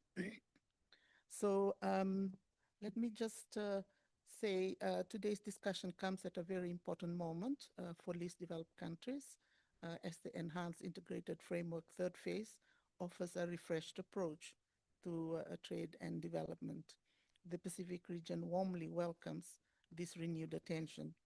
The reality of the Pacific Island countries as small, vulnerable economies and also as LDCs, as you've heard, our geographical dispersal, facing high transportation costs, and are very much exposed to climate and external shocks. Our export base is narrow, and our firms are very small. Yet, in addition to that, um, market access is not an issue. We have preferential access to some of our major markets like Australia, New Zealand, and the European Union, but our major obstacle is compliance with quality. It's, our major challenges are to do with non-tariff barriers, compliance, quality and standards. So, so the key to unlocking this potential for us, whether it be in agri-food, fisheries, niche manufacturing and tourism, as well as services and green and digital trade, is to unlock the quality. That is, products and services meeting standards that buyers can trust. But improving quality and compliance comes with high costs for many small island states, which are often prohibitive for our smaller members and LDCs. This is why back in 2020, the Pacific Trade Ministers chose a regional route to improving our quality. Through the Pacific Quality Infrastructure Initiative, or PQI, forum members are building shared mechanisms so that even our smallest members and our LDCs can access first-class standards, metrology, testing and certification, and conformity assessment services. The EIF was one of the first partners to believe in and invest in the regional approach agreed by our ministers in 2020, acting as a catalyst at a time when quality infrastructure was neither fashionable nor well understood in our region. That partnership struck a right balance between collective action and LDC support and helped mobilize additional resources from donors such as Australia, the European Union, Japan, and Germany. And thanks to that partnership, the Pacific Quality Infrastructure has made significant progress in the areas of governance. The Pacific has established regional committees for standardization, metrology, and testing, developed the first two regional standards on energy efficiency in buildings and frozen cassava, and advanced the recognition within regional and international quality infrastructure networks. Last July, our trade ministers formally endorsed the Pacific Island Standards Committee as the region standards body, with formal recognition from the ISO expected to follow soon. These achievements translate into real benefits for our consumers and businesses. For example, the regional standard on frozen cassava enables trade across the region and to our diaspora in Australia and New Zealand. Energy efficiency standards support environmentally sustainable buildings in our cities and our smallest members, including our LDCs, without a national standards body. So now even those countries, including our LDCs that have no standards body, have the option to directly adopt regional standards tailored to their needs. So starting from zero, this is real progress. And we thank partners like the EIF for believing in the regional potential. Progress on governance has been matched by progress on services. Over the years, in the last 5 years, needs assessments have guided capacity building for national standards bodies, trade measurement entities, and laboratories. For example, basic trade measurement equipment and related capacity building have been provided to trade institutions in Solomon Islands, in Vanuatu, in Kiribati, as well as Papua New Guinea and Samoa. The delivery of this assistance is essential because it improves in a reliable way how we measure trade transactions in the Pacific, thus increasing the confidence in our products. 5 years into implementation, our members recognize that a regional quality infrastructure approach is essential and that no single Pacific economy, not even our largest, can sustainably maintain the full suite of institutions and services on quality infrastructure alone. With our first regional PQR strategy coming to an end, the year 2025 is seeking the development of a new strategy with a focus on shifting from foundational capacity building to delivering increasingly concrete results in priority sectors. So this brings me to the role of EIF Phase 3. As EIF 3 enters into its third phase, there is an opportunity to deepen the impact of small islands, for example, by supporting country-level implementation of the priority recommendations of our new regional PQI strategy. These national interventions would be crucial as they would tailor assistance in areas where specific country support is feasible and sustainable while leveraging the regional infrastructure where this can serve better outcomes. And looking beyond quality infrastructure, we also want to build on the cooperation with the EIF Secretariat, which was based on a Memorandum of Understanding in 2018, to move into other areas such as including aid for trade strategy, for example, in digital trade services or trade and environment. And these have the potential to make the most of the lessons learned and replicate the catalytic effect PQI had 5 years ago. So with that, I want to thank you, Ambassador. Thank you. Thank you so much, Ambassador, for highlighting the importance of regional approaches and for highlighting compliance issues. Because often we think that the only support that's needed is in market access, but sometimes the challenge is in accessing markets, and addressing standards is fundamental here. And as you hinted, let's make quality infrastructure fashionable again. Let's see. So now it's my pleasure to invite Mr. Sonam Sering Dorji, the Director and EIF Focal Point of Bhutan, one of the most beautiful countries I've ever visited, to reflect on Bhutan's journey from EIF support over the years to its recent graduation from LDC status.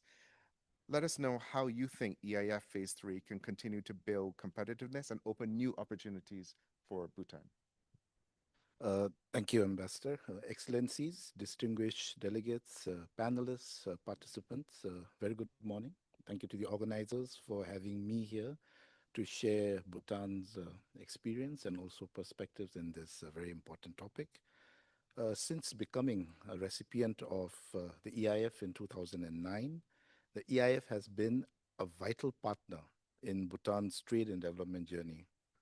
With EIF support, we have strengthened trade-related institutions and legal frameworks, mainstream trade into a national development agenda, and address critical supply-side constraints. A key contribution of EIF has been its ability to bring government, private sector, and civil society together into meaningful dialogue, ensuring that trade is not only treated in isolation, but as a cross-cutting driver of development.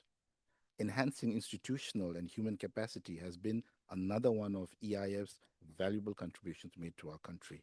Farmers, weavers, entrepreneurs, traders, youth, and particularly women in vulnerable positions have been trained and empowered to transform their lives. Our trade negotiations have also benefited from technical assistance in trade negotiations, enabling Bhutan to engage more effectively in the bilateral, regional, and global trading system. These efforts laid the foundation for stronger trade facilitation, private sector growth, and economic diversification, and ultimately contributing to Bhutan graduating from the LDC category in December of 2023. I take this opportunity to thank all the development partners who are present here in this room today for helping Bhutan achieve this important milestone in our development journey. But the journey has just begun for Bhutan. We now aspire to become a developed nation by 2034 and ensure a sustained smooth graduation from the LDC category. Trade has been placed at the center of a national strategy towards achieving this ambitious aspiration. The collaborative spirit and support received from the international community and the development partners will again be crucial as Bhutan deepens its integration into the global trading system. In fact, I'm happy to share that Bhutan has recently taken a decision to resume its WTO accession process, and the EIF Phase 3, we believe, offers a timely and strategic platform to support our transition. As many of the members here would acknowledge, WTO accession is not only about fulfilling legal commitments, it is also about building a competitive and resilient economy that can integrate effectively into the global trading system. In this regard, the EIF Phase 3 provides Bhutan with three critical avenues, in my opinion. First, the institutional and regulatory readiness. WTO accession, as many of you know, requires aligning our domestic laws with multilateral rules in areas such as trade in goods, services, and intellectual property. The EIF can provide the necessary technical assistance we need to draft WTO-compatible legislation to strengthen the capacity of our negotiators and to build inclusive public-private dialogue so that Bhutanese businesses are prepared for new obligations as well as opportunities. Second, building productive capacity and competitiveness. Our export base remains narrow, with hydropower as the mainstay supported by agriculture, tourism, and handicrafts.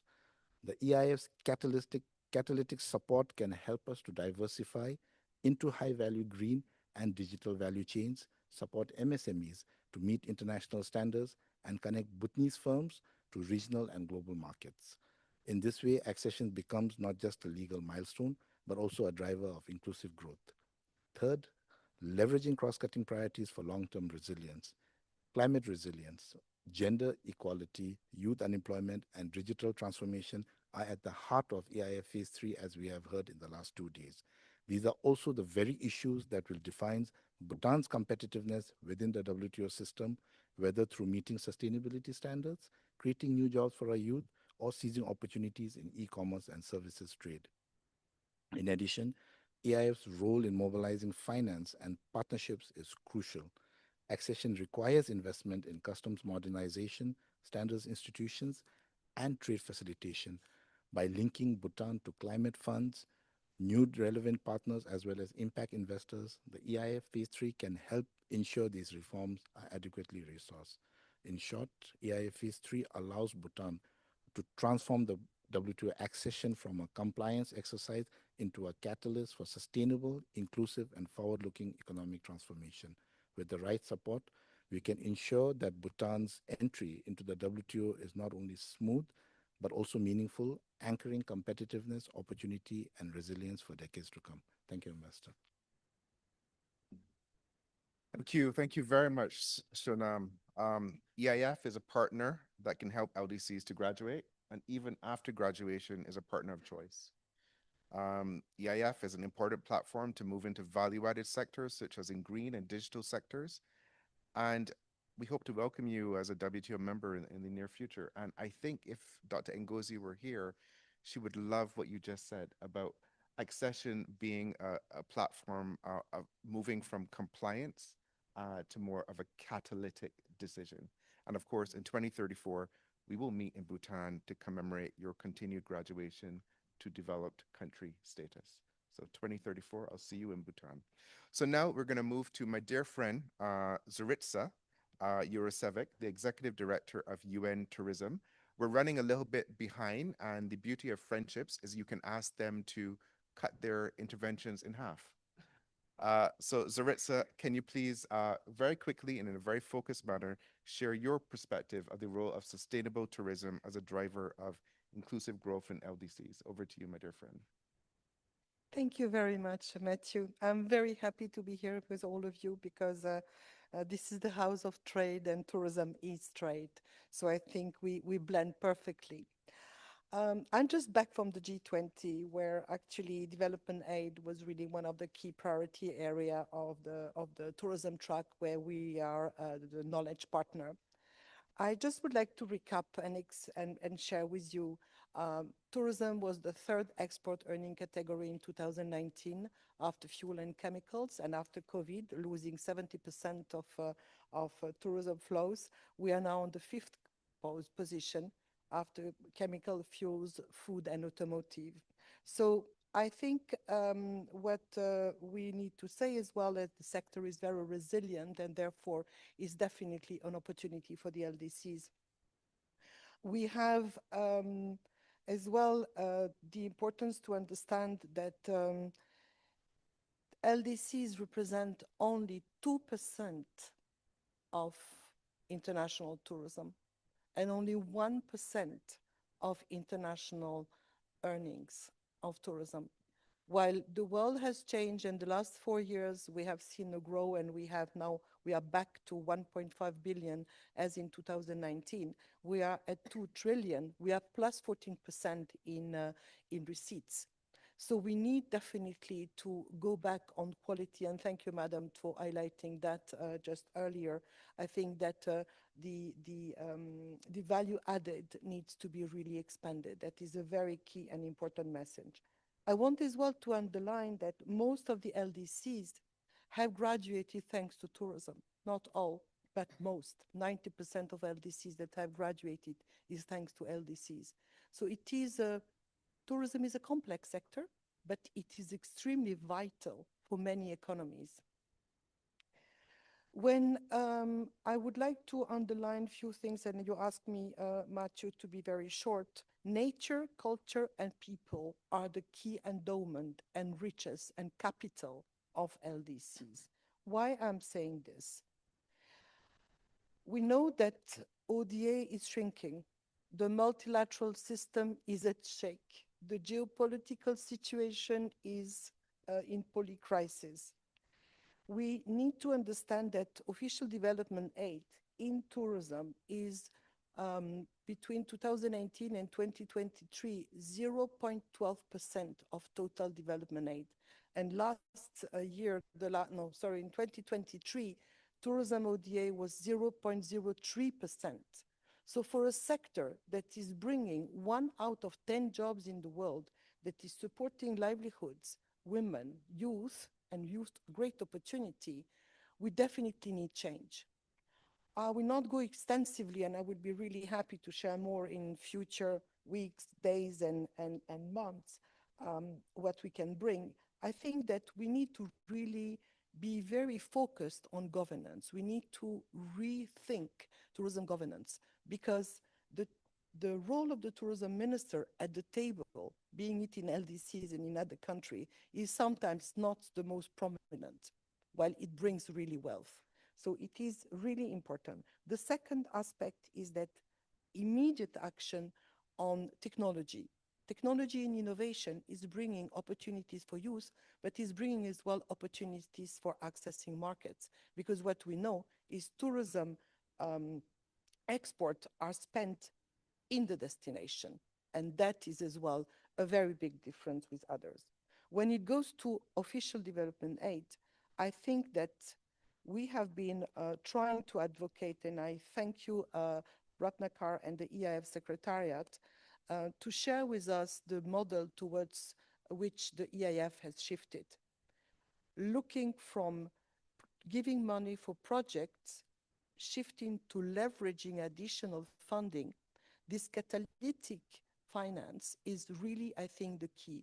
It's not only the key for the EIF, but we as the World Tourism Organization, we are specialized agency of the UN system. We are a development agency. I think the world needs to change. If the multilateral system wants to survive, we need to move from shifting grants and project money to leverage from the inception, from the conception, to leverage investment, because this is the only way that we will be able to have perennity and that we can build resilience. Now, as I said, the third phase of the EIF is extremely attractive because it provides us the opportunity to move into that direction. What I want as well to underline, and thank you for all the speakers before and the countries that have been pledging and committing, the biggest donors in ODA are the multilateral system, the World Bank, the EU, the Asian Development Bank. And then comes the first bilateral donor that comes on the list, according to our analysis from 2018 to 2023, is the United Nations, the United Emirates. Then comes Japan, New Zealand, Switzerland, and Germany. We know that many other donors are committed to the EIF, but I would really be calling on all DAC traditional and non-traditional donors to continue. Because what we need to do for the future, and that goes back to the partnership, Matthew, you were asking to look at, we need to reinvent aid development collectively. We need to move from projects to resilient growth by creating robust ecosystems that are enabling to build a bold agenda for change and for impact. And you can count on us to move into that direction. Thank you very much. Thank you. Thank you so much, Zaritza. Tourism is trade and trade is tourism. Massive growth potential for LDCs in the tourism sector, especially if we lean into what makes the LDCs special for tourism, culture and nature. Tourism has been a strong vector to push graduation from the LDC category, and we need to use technology even more intelligently to promote tourism. And then finally, we have heard your call to action to donors, traditional and non-traditional. If you allow me, there is one element that I forgot to underline, and Mr. Vermouth was underlining, maybe he can be catalytic in that. LDCs possess one very untapped resource, which is carbon, green carbon and blue carbon. And I am really a climate activist, if I can say, because I think that this untapped potential, looking at the UNFCCC negotiation and the Article 6, represent an extraordinary opportunity for countries to look into innovative finance, to be able to be almost self-sufficient in financing themselves. But this is maybe a discussion for a further fora. Thank you very much. Thank you, Zaritza. Very smartly done, by the way, to take your extra minute. I love that. Now we're going to move to our dear friend, Mr. Philippe Isler, Director of the Global Alliance for Trade Facilitation, that many of you know very well, to talk a little bit on how public-private partnerships and targeted TF projects can help reduce trade costs for the LDCs, and how you look at collaboration with actors like the EIF to amplify the impact, especially as we move into this new phase. Philippe, over to you. Thank you very much, Ambassador Wilson. Thank you very much, everyone, for staying this long. I realize I'm the last speaker, and I very much appreciate the fact that you are still here, because I know everybody's due for a break. Thank you very much to the EIF Secretariat for inviting us.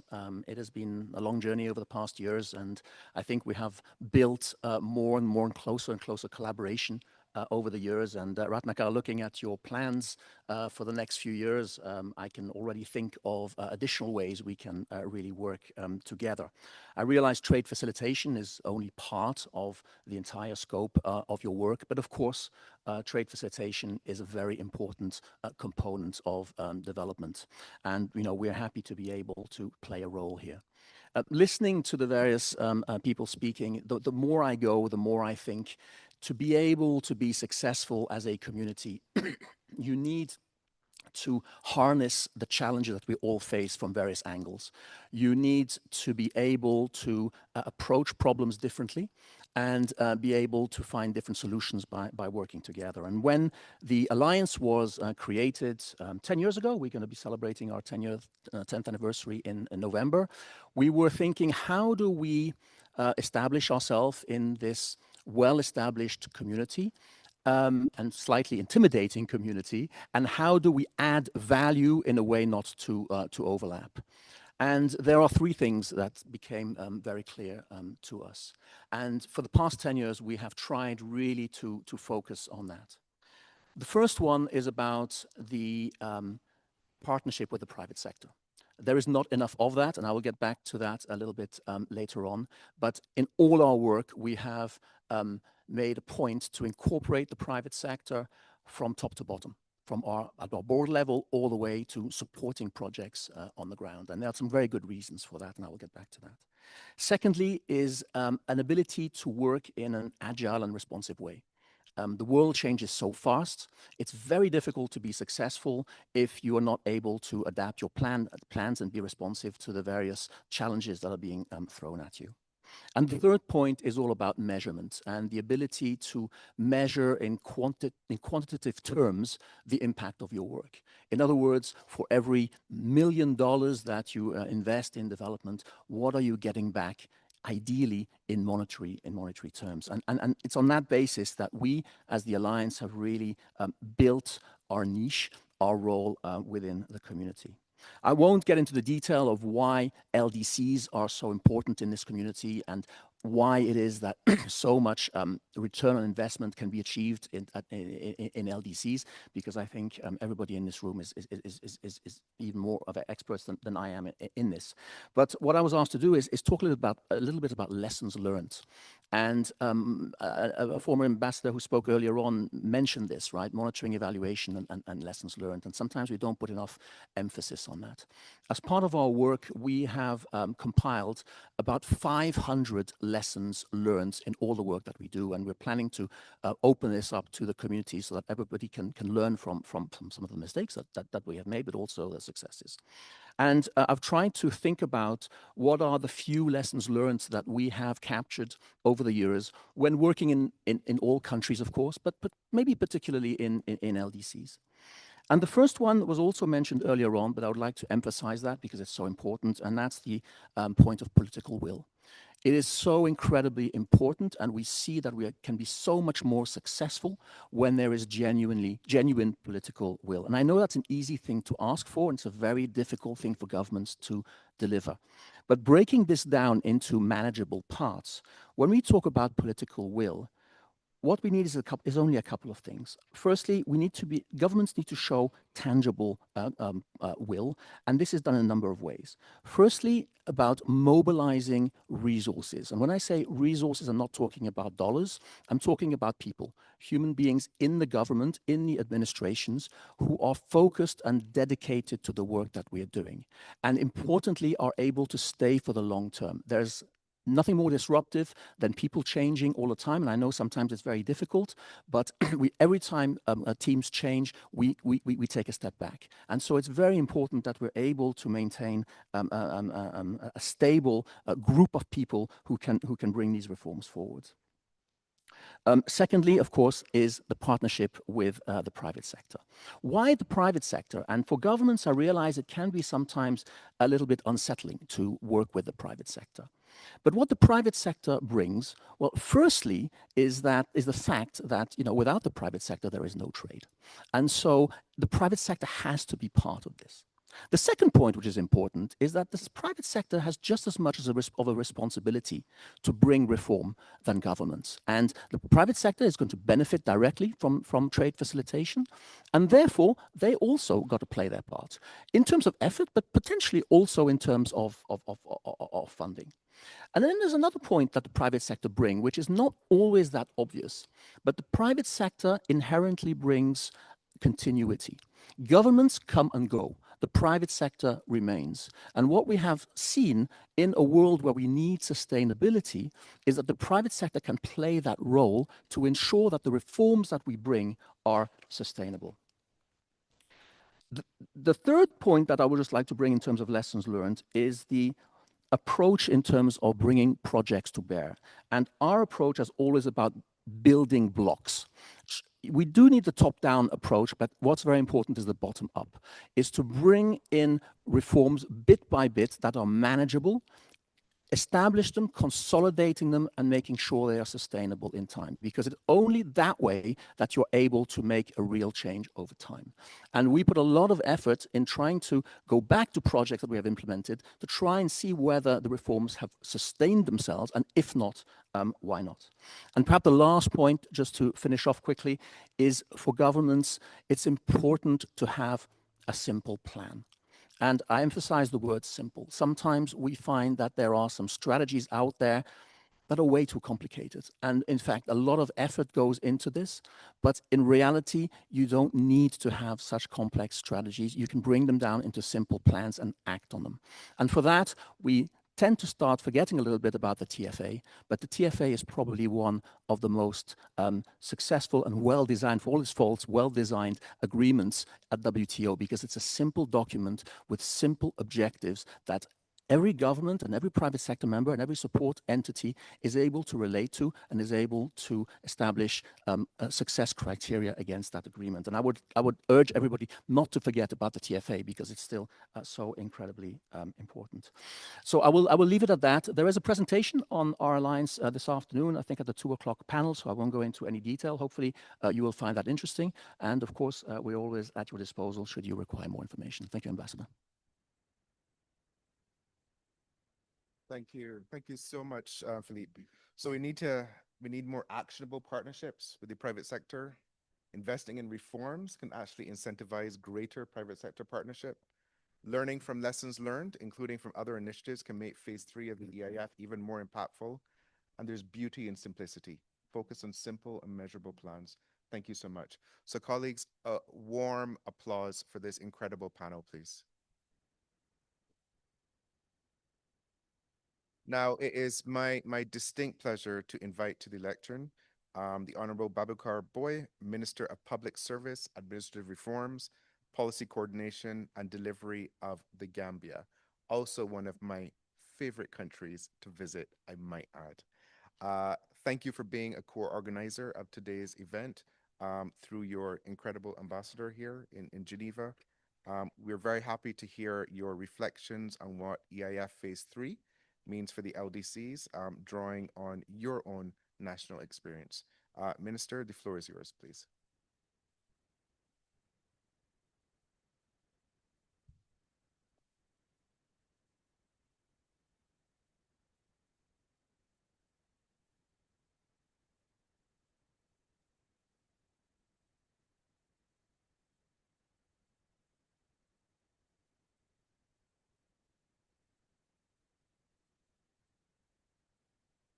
Your Excellency, Mr. Matthew Wilson, Ambassador and Permanent Representative of Barbados to the WTO, the moderator, Honorable Ministers here present, Dr.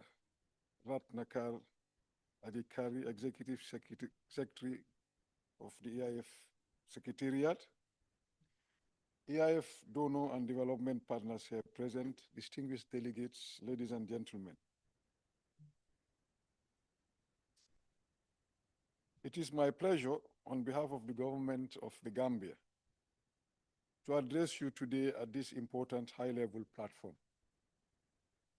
Firstly, I would like to profoundly thank the EIF Secretariat, the government of Germany and my government as the current coordinator of LDC Group for co-hosting this event as we wind down on EIF Phase 2 while preparing EIF Phase 3. We believe that the event will provide a platform for the LDC Group and EIF partners to share some results and impact of EIF support to LDCs to help address their supply side constraints for trade capacity development and better integration into the multilateral trading system.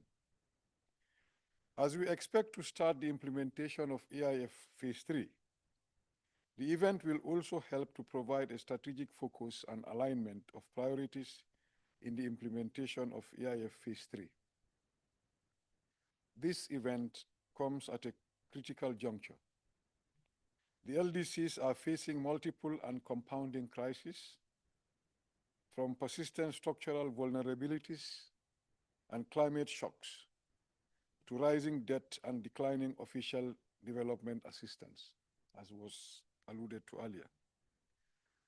Despite such a challenging context, we are seeing bold efforts by the LDCs to seize new opportunities, build stronger and more resilient economies, and chart their own development paths. Excellencies, ladies and gentlemen, the partnership between the Gambia and EIF began in 2007, when the country conducted its first diagnostic trade integration study. The study identified diversification and domestic production of goods and services in the areas of agriculture, fisheries, and tourism as sectors with potential to spur sustainable development.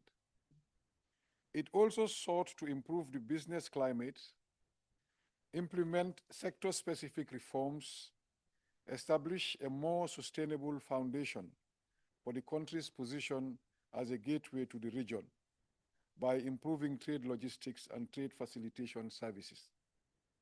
Since then, the Gambia has benefited from almost 10 EIF-funded projects, reaching an amount slightly above $7 million.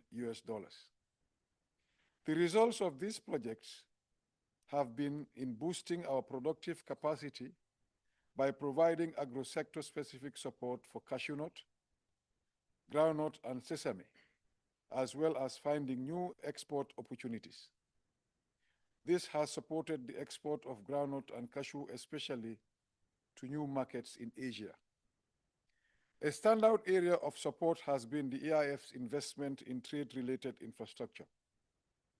The EIF finance upgrade of the air cargo complex near the Banjul International Airport has improved our export capacity and reduced handling times by up to 40%. This is already generating increased customs revenues and expanded market access for small and medium-sized enterprises. Excellencies, ladies and gentlemen, the Gambia's experience also highlights the power of partnerships. A catalytic collaboration between the EIF and the International Trade Center supported over 1,500 women entrepreneurs through the She Trades initiative. These women were equipped with the skills to access new markets, with 141 women-led businesses successfully linked to buyers abroad and regional value chains. As a result, women farmers saw their incomes rise by an average of 179%. As we all know, climate change continues to be a global environmental challenge that disrupts key economic activities, including trade. The Gambia, like many other LDC, continues to be hugely affected by climate change-related crises. To use trade policy for climate change adoption and mitigation, the EIF has supported the Gambia to organize high-level public and private sector dialogues in 2021 and 2022, respectively, on accessing climate change financing. One resulting outcome of these dialogues is the development of our first aid for trade project designed to access climate finance on green industrialization through special economic zones and agropoles. This initiative brought together our trade, environment, and climate institutions for the first time, building momentum for a green-focused development agenda. These are just a few examples that show how strategic, targeted support anchored in national priorities and strong coordination can yield meaningful and sustainable results. Excellencies, ladies and gentlemen, the Gambia's experience shows that with the right tools and support, LDCs can drive innovation, deepen trade reforms, and deliver results that improve lives. The EIF's country-led, flexible, and catalytic approach is what makes this possible. As we move toward EIF Phase 3, we must preserve and expand this model. From the perspective of the WTO LDC Group, we see EIF Phase 3 as a vital mechanism to help LDCs respond to the challenges of our time and take advantage of emerging opportunities in digital, green and services trade, regional integration, and building more competitive and inclusive economies. But vision alone is not enough. We must match ambition with action. EIF Phase 3 aims to mobilize at least $200 million, which will be essential to empower the LDCs to seize these opportunities and strengthen their participation in global trade. We therefore call on all partners to step forward with renewed political and financial commitment and support. Let us ensure that EIF Phase 3 can deliver on its promise to empower LDCs, scale impact, and catalyze partnerships that truly leave no country behind. Let me also take this opportunity to sincerely thank the EIF funding partners, past and present, whose support has made so much possible. Your commitment to the LDCs is deeply appreciated, and we look forward to working with you to expand this partnership further in EIF Phase 3. The Gambia, for its part, will remain a committed partner in this shared endeavor, both nationally and in our role as LDC Group Coordinator. On behalf of all LDCs, I thank you for your continued engagement and partnership. We look forward to building this next chapter together. Thank you very much.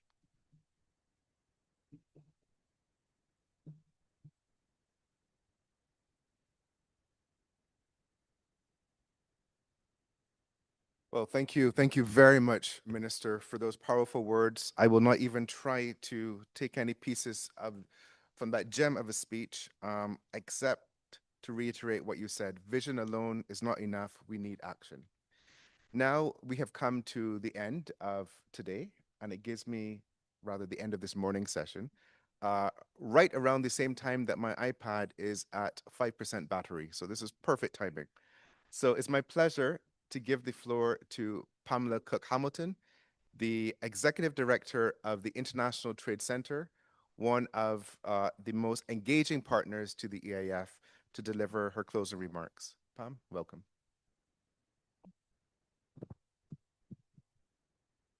Thank you so much. It's always great to be here, and the EIF is one of our long-standing partners. In fact, the first person who headed it is now my deputy. So it's always good to keep things in the family. Honorable Babukar Boy, thank you so much. It was a pleasure visiting the Gambia with your ambassador earlier this year. The She Trades program has done so incredibly well there, as you have pointed out. And once, as Matthew said, you know, vision alone is not enough. We must match ambition with action. And that is critical moving forward.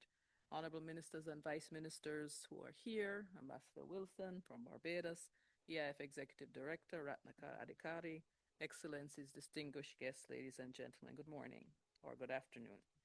I want to begin by thanking Gambia and Germany and the Executive Secretariat for the EIF for co-organizing this session, and to the speakers throughout this morning for inspiring reflections as we prepare for the dawn of the EIF's Phase 3. But before I speak about what we have to look forward to, I want to take a step back and reflect on the environment we're now living in and what it means for LDCs. The changes in tariffs and continued uncertainty over the future of preference schemes and other arrangements have put LDCs in a particularly difficult position. I see Lesotho is represented here. We are well aware of the challenges, and we are engaged in trying to see how we can assist. But the changes in these tariffs and other arrangements have put LDCs in a particularly difficult position, as we're already witnessing on the ground in the countries where we work. SMEs in these economies are having to find new markets on short notice, and those that can't adjust quickly face the painful reality of having to cut jobs or even close their businesses entirely. We don't know yet what the future holds, nor when and whether some of these pressures may abate. What we do know, based on our research, that if the current tariff situation persists, then up to 439 billion could be lost in global export potential over the next 4 years. And these are just a few among the many pressures that are already weighing on SMEs around the world, including LDCs, as climate change and conflicts also continue to decimate communities and destroy possibilities. Against such a dire backdrop, it can be hard to believe that LDC 5 was just 3 years ago, at a time when we were cautiously optimistic that we wouldn't just be able to rebuild from the serious challenges of the pandemic, but to even build back better. But that doesn't mean we were wrong to be optimistic. In fact, it proves that the focus areas of the Doha Program of Action were, in many respects, ahead of their time. They have given us a route a route map that we must keep following while learning the hard lessons from the past few years. And from that we've heard today, the upcoming EIF Phase 3 is poised to do exactly that. It's a new phase for a new era, one that recognizes intrinsically that tackling development goals and challenges one project at a time will never be the same as taking on system-wide challenges and opportunities. One that stresses the need for creating and implementing new projects with local partners because the best solutions are always those locally led and locally owned. One that makes it possible to take the excellent work of the EIF's first two phases, consolidate them, and build on them. And on that note, I want to commend the excellent work of the EIF Executive Secretariat and Executive Director Adikari, along with the EIF's national and global partners. Throughout the previous EIF phases, we've seen how the national implementation units that coordinate trade strategy and policy within LDCs have proven themselves to be invaluable global public goods. And in this third phase, we must support the EIF as an instrument for channeling resources that help deliver on the SDGs and the Doha Program of Action, making full use of these NIU's abilities and expertise. As we've heard throughout the day, if we want to see real change that lasts, we need to make sure that LDC trade and investment priorities have the necessary resources. And that means focusing on the big wins and on transformative solutions. The kind of solutions that make structural economic transformation possible, that strengthens SME participation in regional and global value chains, and that drive industrialization and value addition. That's not an easy step to take, especially in today's ODA climate, but it's a necessary one, as the aid for trade paradigm that has long guided our respective efforts is now giving way to an investment for trade mindset. No one can afford to compete for resources, and we cannot and we must not curtail our ambitions nor shortchange the LDCs we work with just because the road has gotten harder. We must act together for results. We at ITC stand ready to be an active partner as the EIF begins this next chapter in its history and sets its sight on catalytic impacts, flexible approaches, and sustainable results, and puts in place the reformed governance arrangements to make these goals possible. In our own work at ITC, LDCs are classified as priority countries in our current strategic plan, which comes to a close this year. These are countries with a unique set of needs that require tailor-made solutions, and we've concentrated our fundraising and delivery efforts accordingly. This year, we have set a target in our 2025 operational plan to execute 40% of our financial delivery in LDCs, and we're expecting to meet that goal by year end. As we put the finishing touches on the strategic plan that will guide ITC's own work through 2030, taking us through the end of the 2030 Agenda for Sustainable Development, but also into the final months of the Doha Program of Action, we too are taking to heart some of the hard lessons of recent ODA shifts and economic headwinds. And one of the biggest ones is this: if we're going to make sure that LDCs are not the casualties of future crises, then we must make sure that transformative initiatives like the AFCFTA succeed, and that LDCs are at the core of that success. That is how we'll see value addition in those value chains that hold the most promise for women's and youth economic empowerment and that reflect national and regional development priorities. That's how we'll see SMEs in LDCs become more resilient to shocks by being more diversified in what they produce and which markets they target. That's how we'll see more opportunities for countries and their SMEs to learn from one another, both across the AFCFTA state parties and with trading partners in other parts of the world. In the case of Africa, it's a central premise of our project with UNIDO, known as the African Trade Competitiveness and Market Access Program, made possible through the EU's Global Gateway and implemented under the guidance of the African Union Commission, the REX, and African Business Councils. We'll be supporting regional priority value chains so that these in turn can lead to stronger continental value chains. And on that note, I'd like to thank Paz and the entire INPA team for the trust they have placed in us. We're already seeing that when we invest in LDC's ability to trade, and specifically in their SMEs, that the results can be awe-inspiring. It was just last year that Burkinabe weavers that we've worked with under the Ethical Fashion Initiative alongside the Cabe's social enterprise were here in Geneva for the WTO Public Forum, showcasing their techniques, telling stories of their experiences within cooperatives, and forging new relationships.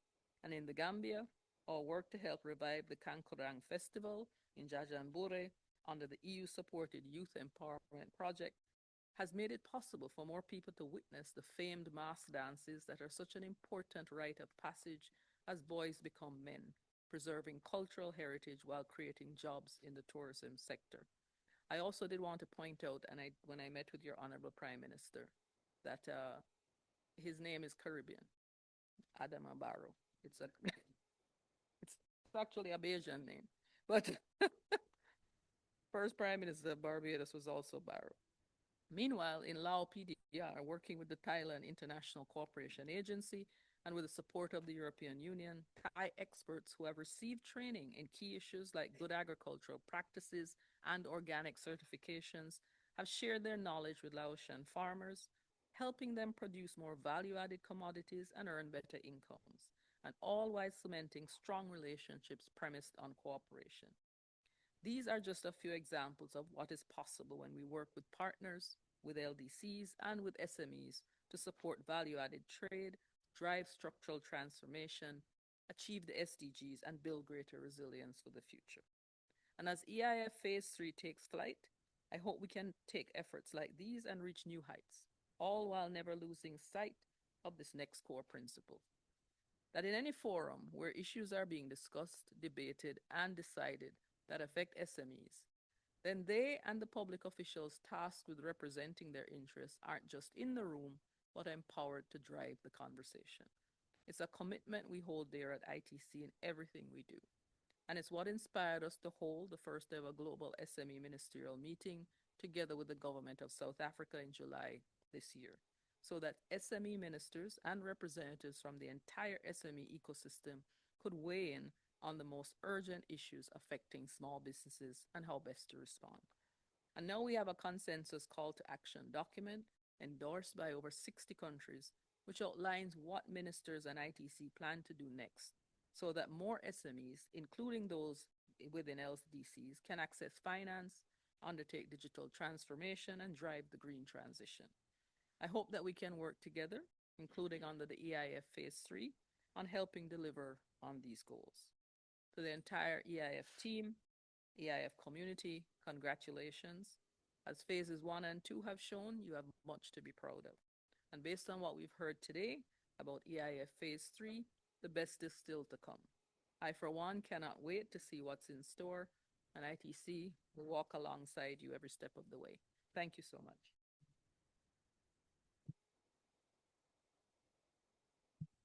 Thank you. Thank you so much, Pamela, for those excellent remarks and for ITC's constant valuable role as a core partner to the EIF. Now, Excellencies, colleagues, as we conclude this high-level platform, only an hour late, I might add, which is great. But you've all stayed, which says something. I want to thank you once again for the depth of engagement, especially from our panelists. I hope that you'll be able to take these conversations outside of this room in the spirit of partnership that we've started here. In just a few weeks, we will begin officially EIF Phase 3, opening this new chapter for LDCs to harness trade and investment for inclusive and sustainable development through partnerships for purpose. And then, of course, with the WTO's 14th Ministerial Conference coming up in Africa, in Cameroon next year, we will continue to keep LDC priorities high on the global trade agenda. Just also let me invite you just a few meters away in room W, where a high-level dialogue on enhancing support for investment facilitation for development needs assessments through partnerships is underway until 1:30. And then, of course, the next and final program item of the EIF Global Forum will be right here in this room at 2 o'clock, where you will hear presentations from international partner entities on their work and possible ways of engaging in EIF Phase 3. So we hope to see you back here at 2 o'clock. I'm not sure when you're supposed to eat, but that's the wonderful thing about the LDCs and the supporters of LDCs. We have unlimited energy. So I want to thank once again our distinguished speakers, our audience, our participants, both in the room and online, our interpreters for your partnership and for being part of this journey towards EIF Phase 3. It has been a real honor being your moderator today. Long live the EIF. Thank you very much.